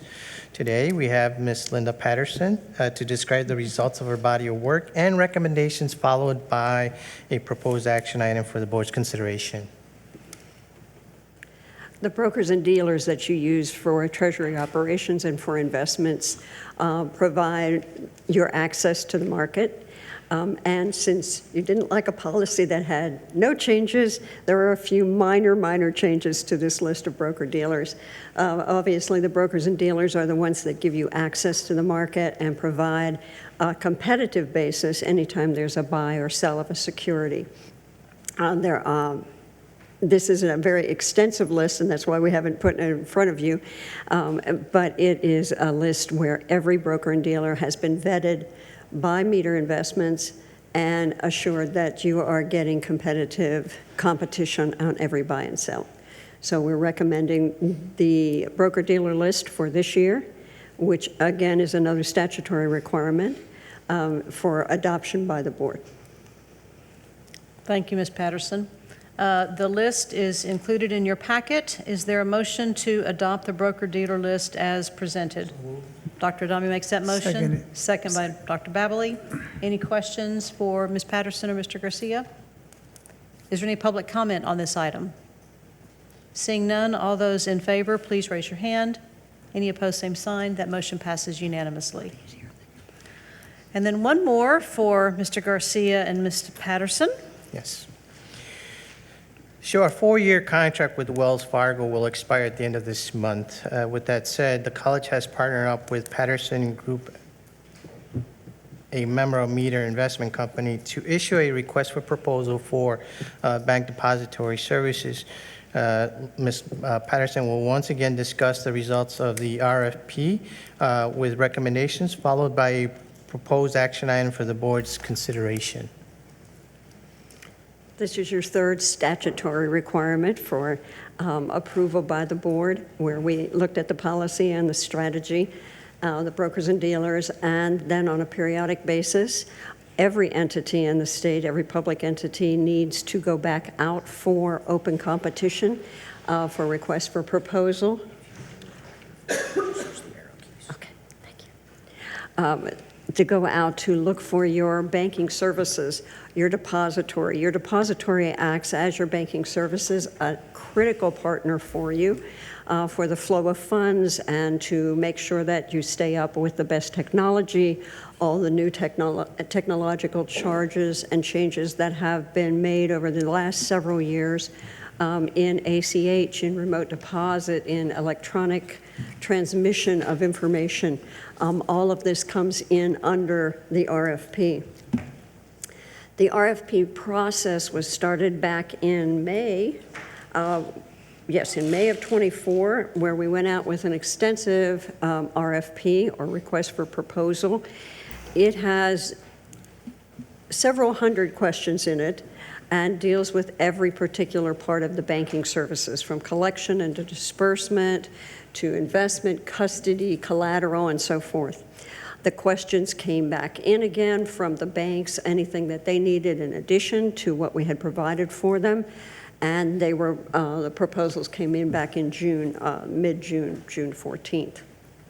Now we're looking at the board award for the contract. You had 3 very good bank proposals that came into the college. They were from Wells Fargo, from Plains, and from Frost. 3 outstanding and very stable institutions here in Corpus. And of course, the process of analyzing these, because they are so extensive and because there are lots of different, and because banks look at their services differently, it's not a cut and dried kind of process. We basically look at 3 main areas when we look at the analysis of these proposals. The first is service, which is near and dear to the staff that has to deal with these institutions on a daily basis. So we're looking for a comparison of their capabilities in the automation, which is a big factor now with banking, with the smooth transmission of information, and a very high quotient of service, customer service, so that they can stay on top of the transactions that they need to on a daily basis. So the service component is a very large one. And in fact, the service component is, the analysis is done by taking each individual question that comes up from the RFP in its order, where we have asked for an exact and complete answer to what they're doing on this service. Each one of those is weighted as to its importance for the provision of the services and then scored for their answer. They then we come up with a service score. So the services are the first thing we look at.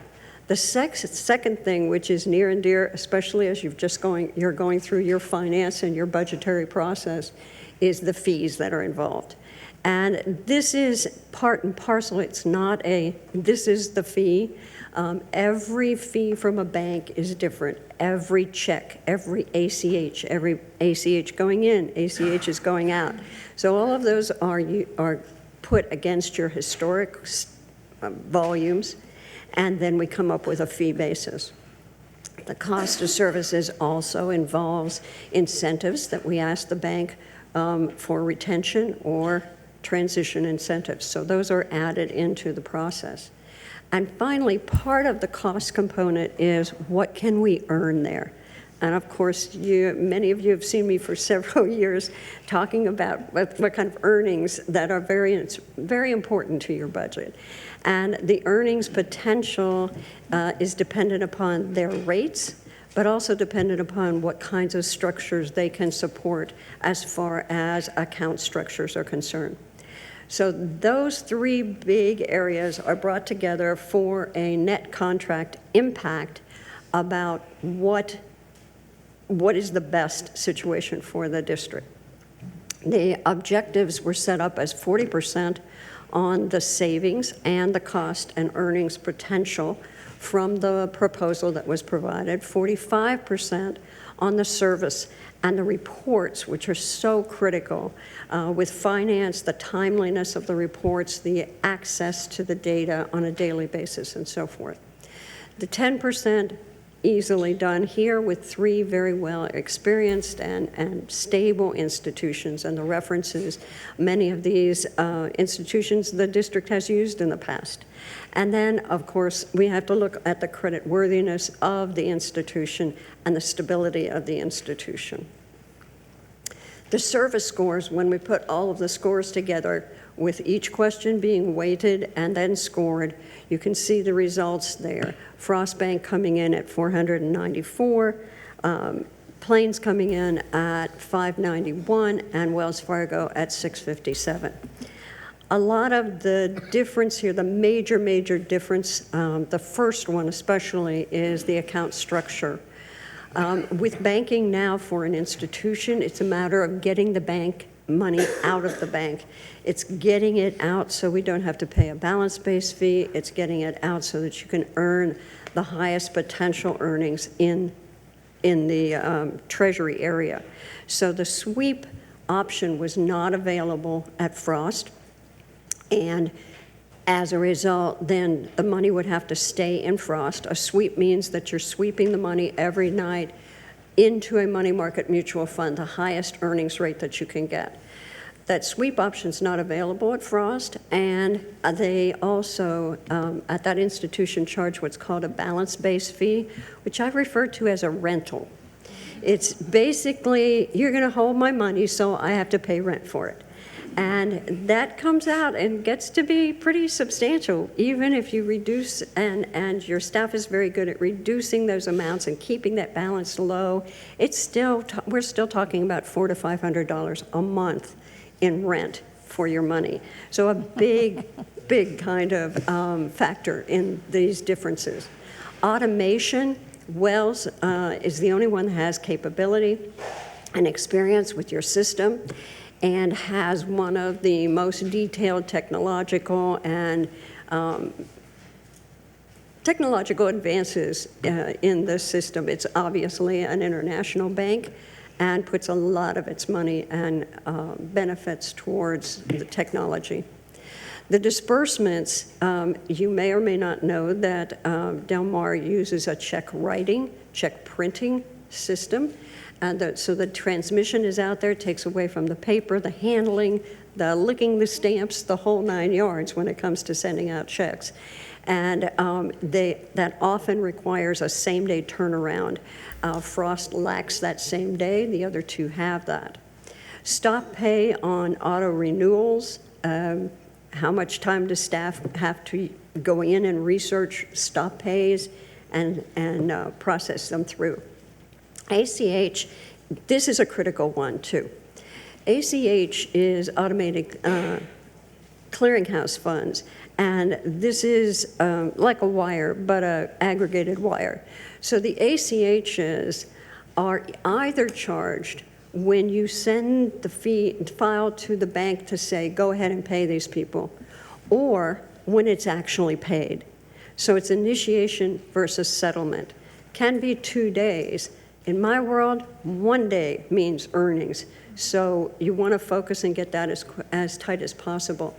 Plains and Wells will only charge on settlement, Frost on initiation.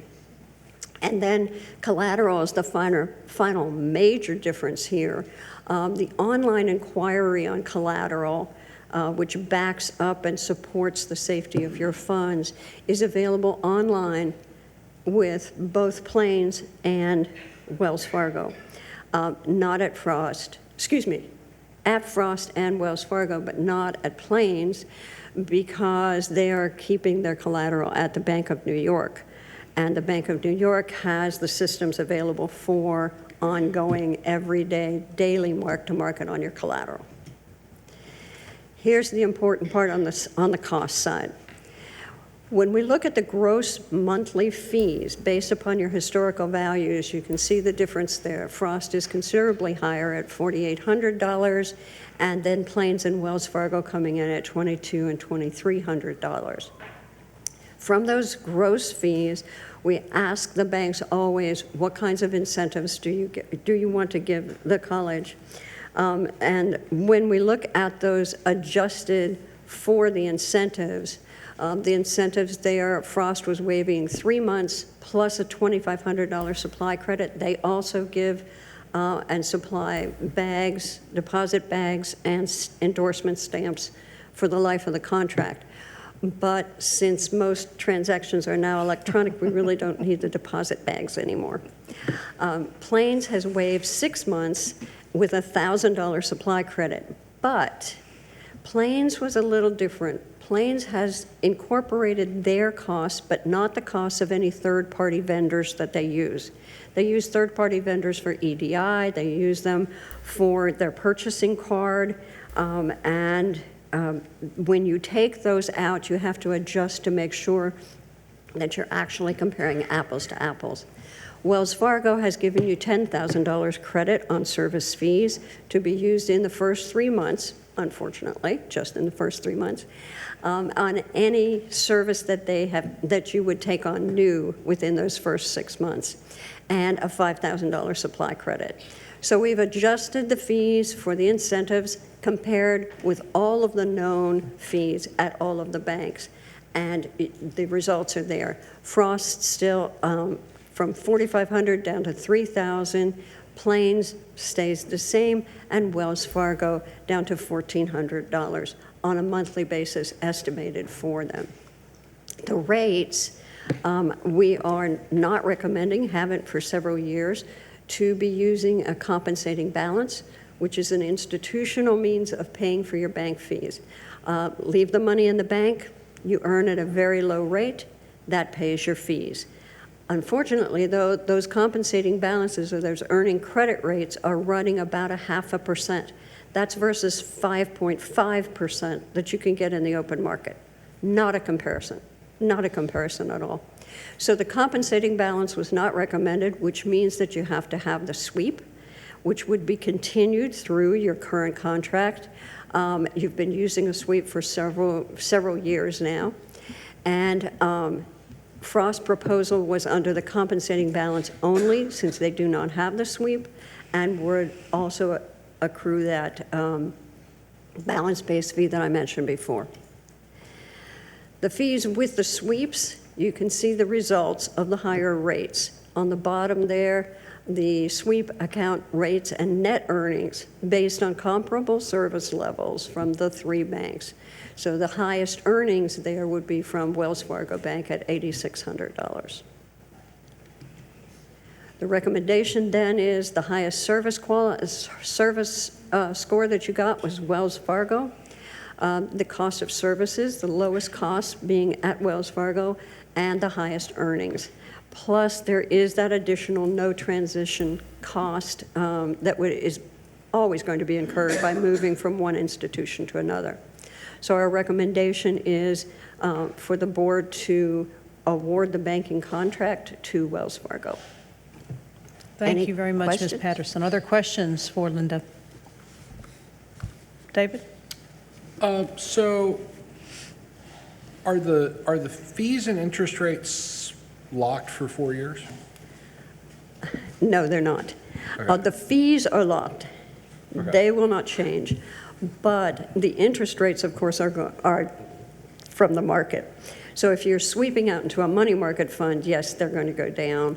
They're going to go up along with that. But they're also going to represent always, because of the extensions that's available from a money market mutual fund, they're going to be the higher than the banks. I have to also, just mention to the board that banks really don't want your money anymore. And this is true for any public entity. It's very expensive for them to bank you. So they have, the bigger banks have made a lot of changes to make sure that you have the lowest rates for service, but also the highest possibility, which in this case is sweeping the money out to the funds.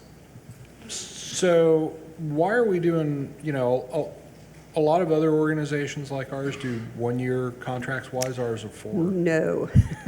No, that's actually why the law says that you have to go out. It's for different, counties go out for 2 years, schools go out for 4 years, possible to 6 years.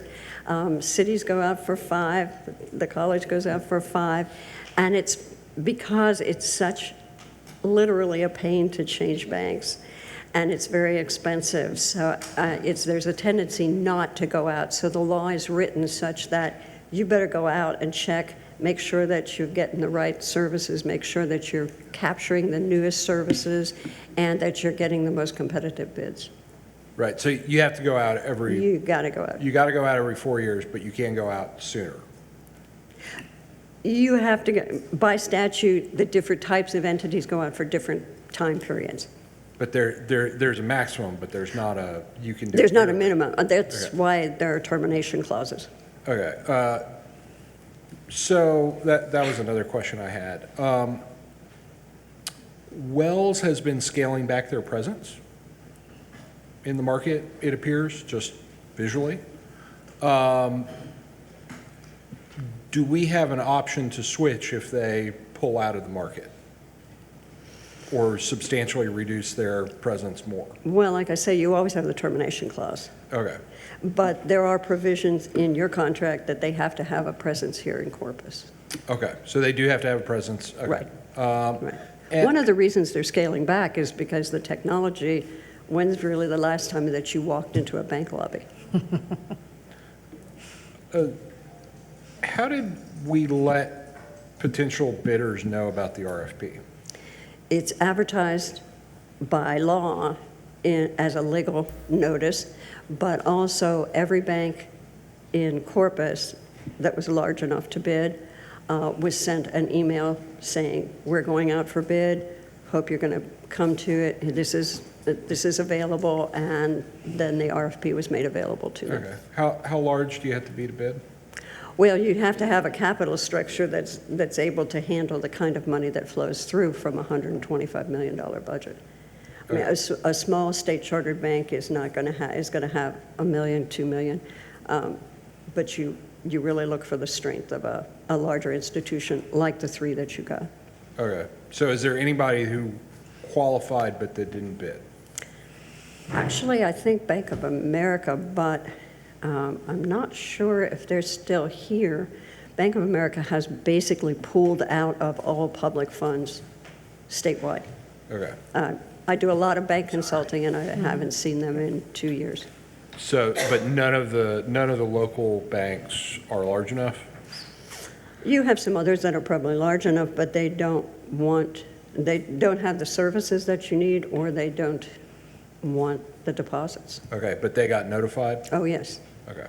Because, I mean, part of the process is if they got the services, like you want to do it because everybody's services change frequently. Yeah, and services are tightly defined by asking them a lot of questions. I could say that I have a lockbox, and it means I have two staff members opening envelopes and processing a check. Or I have a full lockbox service that will incorporate that, have machinery to open them up, digitally image everything, and move it through in a matter of minutes instead of a matter of days. Okay. It's a lot of difference in the individual services. We're doing our own check processing here, I assume? Okay. All right, thanks. Sure. Any other questions? Dr. Babley, you have a question?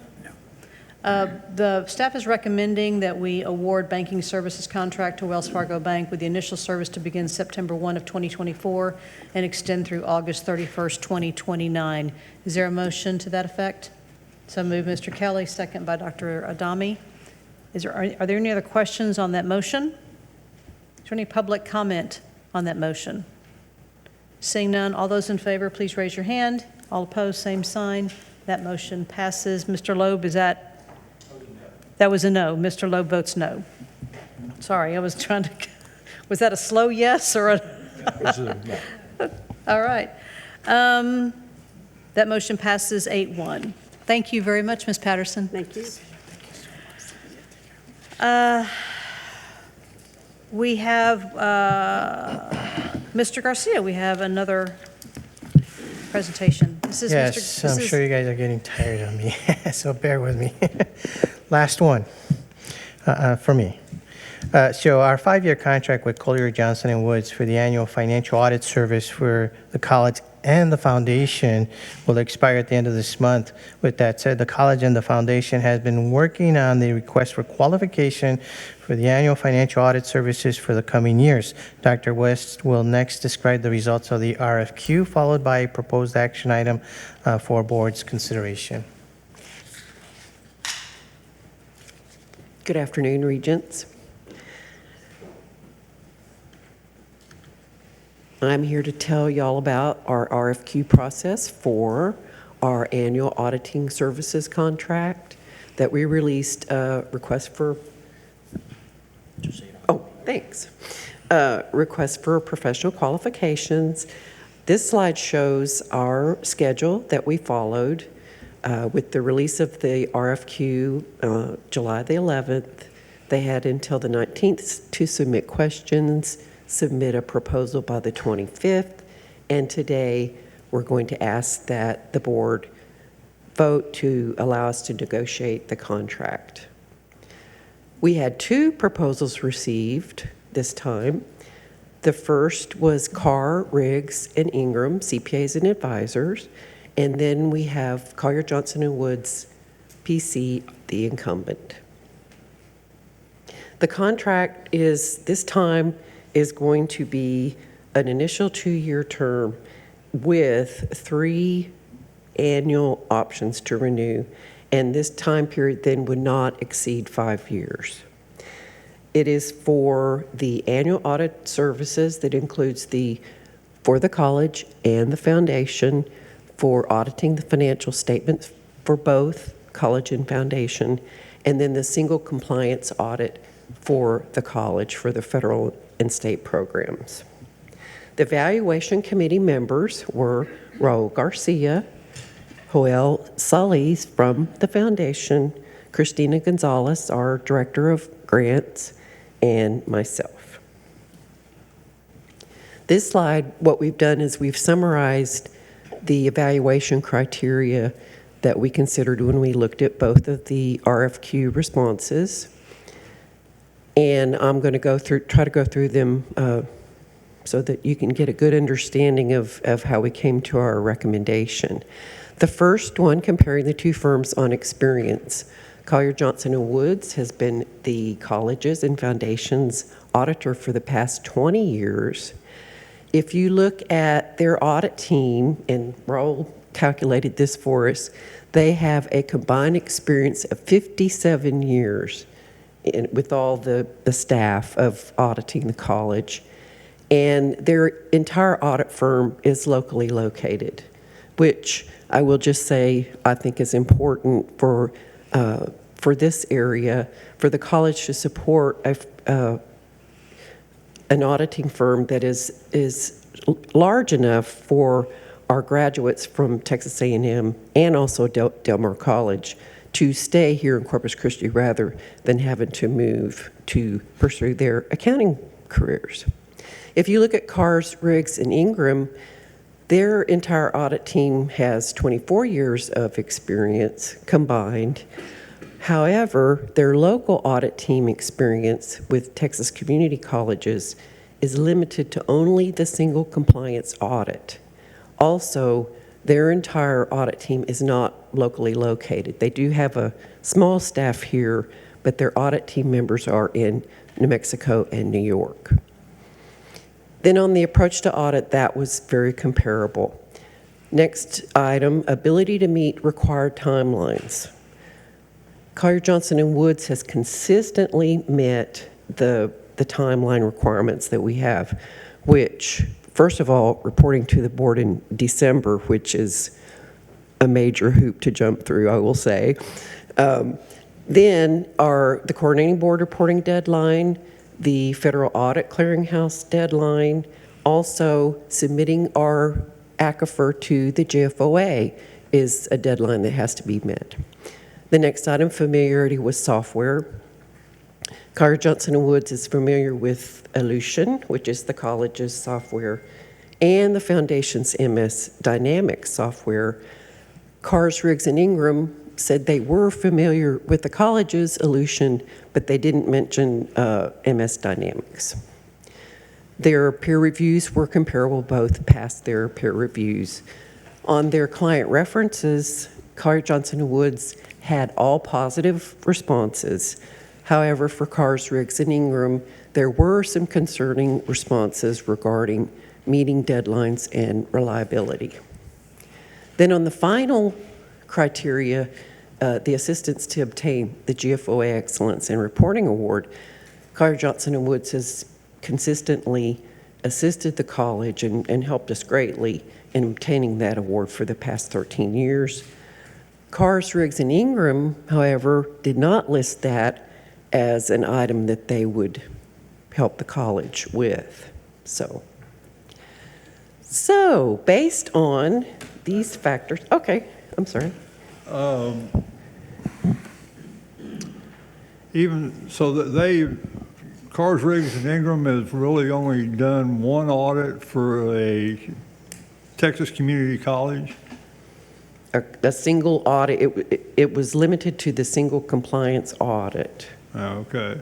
And not financial statements. The local team, their entire team that's located in New Mexico, now those members had done some community colleges. Just for clarification, this firm is a pretty large firm, right? But we look at the firm as a whole, and yes, they have a great team through the many states that they offer their services. But we also look at the team that's been assigned to our organization. Yeah. And so when we look at that team specifically, that's when we're saying, well, your experience is very limited, very, but if you look at the firm, yeah, they have resources that they have access to that has done financial and compliance, but, again, that takes time to consult those individuals or get advice, and it could add to the cost of the fee itself. So those are things that we're taking into consideration. I guess the other question is similar to the question that was asked about the banks.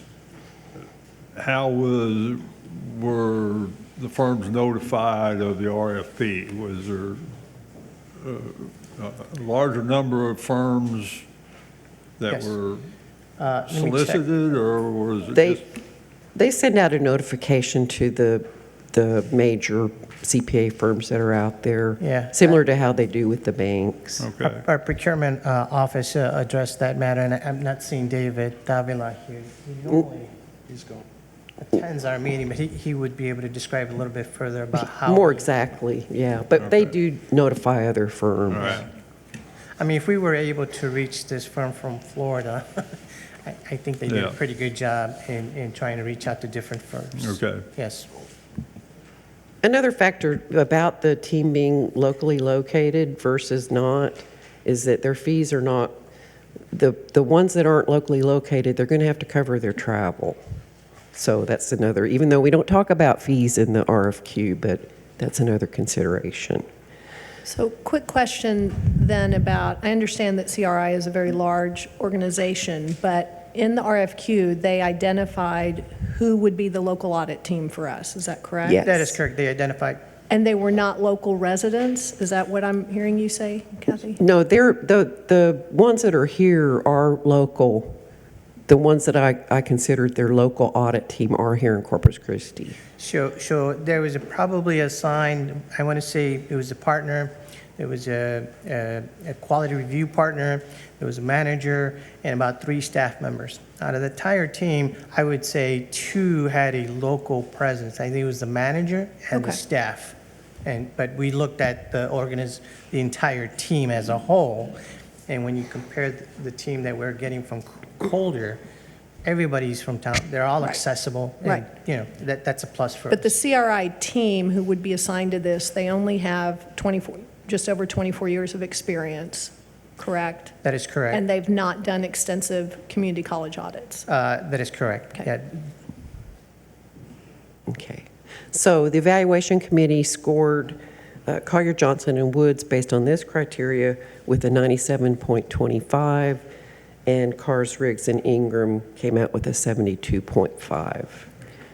So the evaluation team is recommending, on the basis of the experience that Collier, Johnson, and Woods has had with the college for the past 20 years, also the fact that they've assisted us in winning the GFOA award and consistently met our timelines and entirely located, we are recommending that you allow us to negotiate the contract with Collier, Johnson, and Woods. May I ask a question? Yes. I support the recommendation and appreciate all of the help that Collier, Johnson, and Woods has given us. They've been great, I know, to work with. My question has to do with some past experience in nonprofit work, and that is there a best practice in community colleges about periodically changing auditors? I don't know that that stands in It's similar to the government banks where we're required to go out for bid every 5 years or so, just to be sure that we have. And then as far as the best practice and/or a requirement, there's none. Okay. Right. Okay. But the purchasing processes, though, do like for you to renew your contracts every 5 years. Sure. I mean, that makes sense. I just know with some organizations, they like to have a new set of eyes on their audits, but I wasn't sure if that held true for community colleges. Yeah, as Mark says, it's not a best practice, but the other thing is we also have another set of auditors looking at us in a little bit more detail, right? And so that sort of helps as well, right? The different set of eyes looking at things a little bit more in depth, and so I hope that gives some peace of mind. Yeah. Mr. Crowe, you have a question? Well, not a question, just comment is that from what I gather in the industry is a lot of firms shy away from public entity auditing. Yeah, I would agree. I go back and I reflect to my years. I can tell you, I'm sorry to say this, but the bigger firms like the Deloittes and the Ernst & Young, they really send their first-year students as a way of getting their feet wet.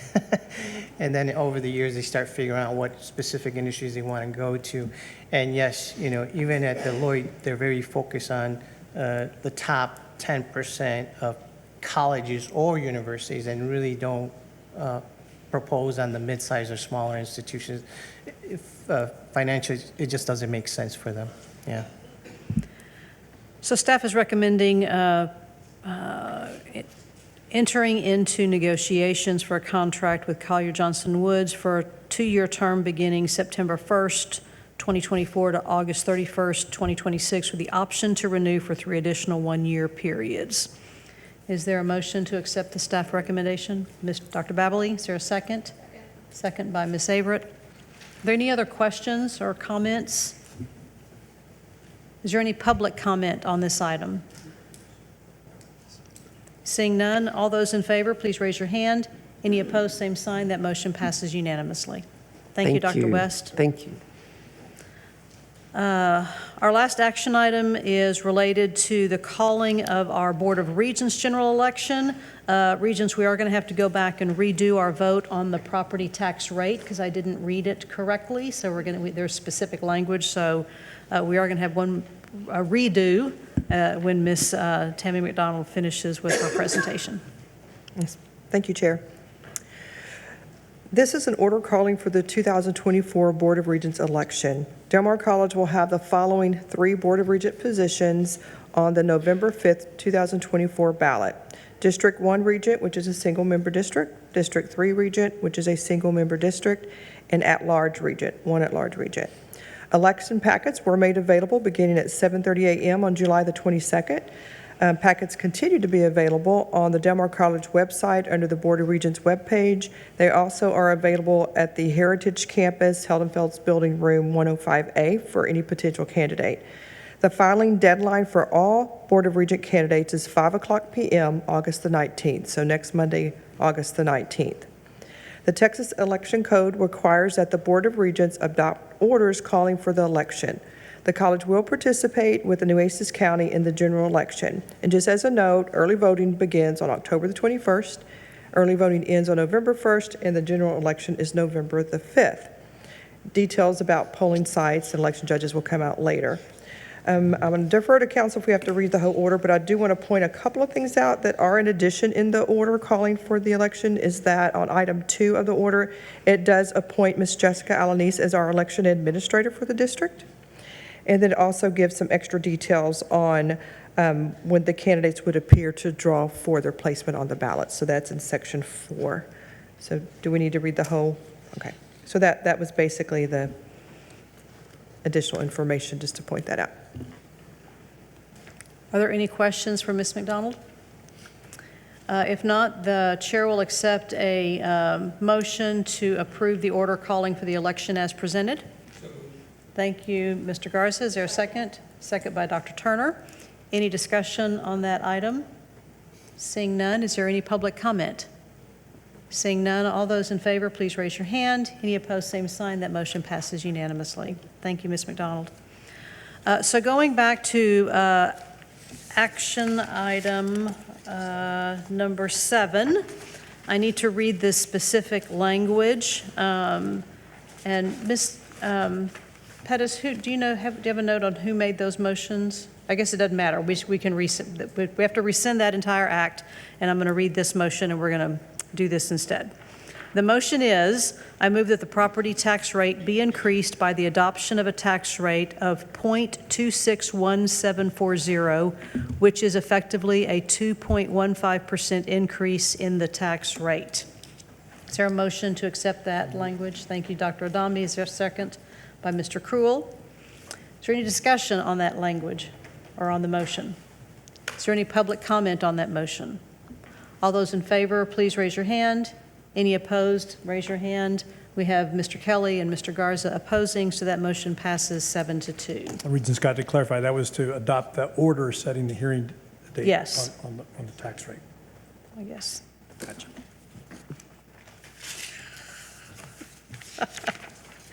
All right, the board will now go into closed session under Texas Government Code 551.071, consultation with legal counsel, under Texas Government Code 551.089, deliberation regarding IT security devices or audits, and Texas Government Code Section 551.074 regarding personnel matters. We'll take a short break and then meet in the closed session room. The time is 3:45 p.m.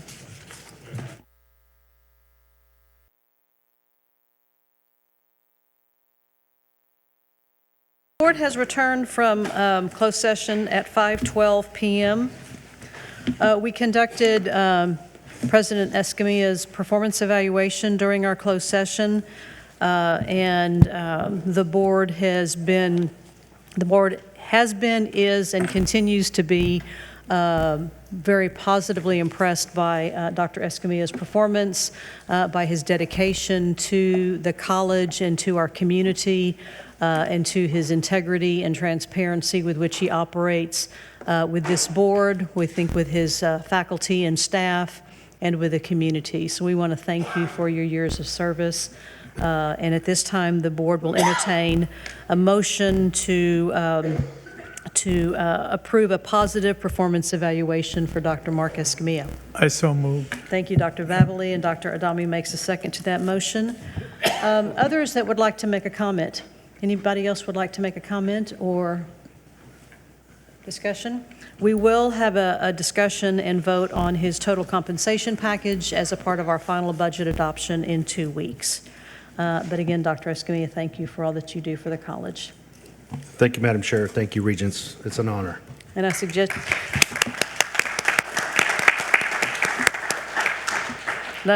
you buy your wife a big bouquet of flowers or something. All those in favor of the motion, please say aye. Aye. Any opposed, say no. That motion passes unanimously. Thank you all very, very much. Look, our last item on our agenda is calendaring. As noted earlier today, convocation will happen next Monday, the 19th at 9 a.m., and Delia will be sending out that information. In 2 weeks, on the 27th, we have our public hearings on and adoption of the budget and tax rate. Our regular board date in September is on the 10th. Several of us will be traveling to Amarillo for the Community College Association of Texas Trustees Annual Conference. Scholarship dinner in October. Please plan to attend if at all possible. It is a remarkably moving and worthwhile endeavor to meet some of our students and our scholarship recipients face to face. October 8th is our board meeting. I'm so sorry. No, I was just going to add, it's at American Bank Bank Center Center. because it outgrew the FEMA dome. We do not have one. The 3rd. It's on your, it's in your calendar list that got October emailed 3rd. to you. We'll be sending out, as these dates roll out, we'll be sending out to the Regents the information. October 8th is our regular board meeting date, and for those who are attending the ACCT Congress in Seattle, again, we'll get to have a chance to cheer on Dr. Bryan Stone. With nothing else for the good of the cause today, we are adjourned at 5:15 p.m.